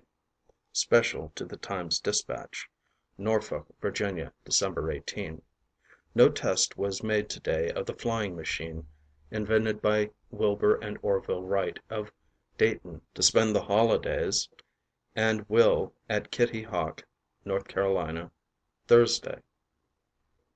The Wright brothers will leave tomorrow for Dayton to spend the holidays, and will return to Kitty Hawk after New Year's to perfect their invention. End of A Machine That Flies by the Times-Dispatch, Richmond, Virginia.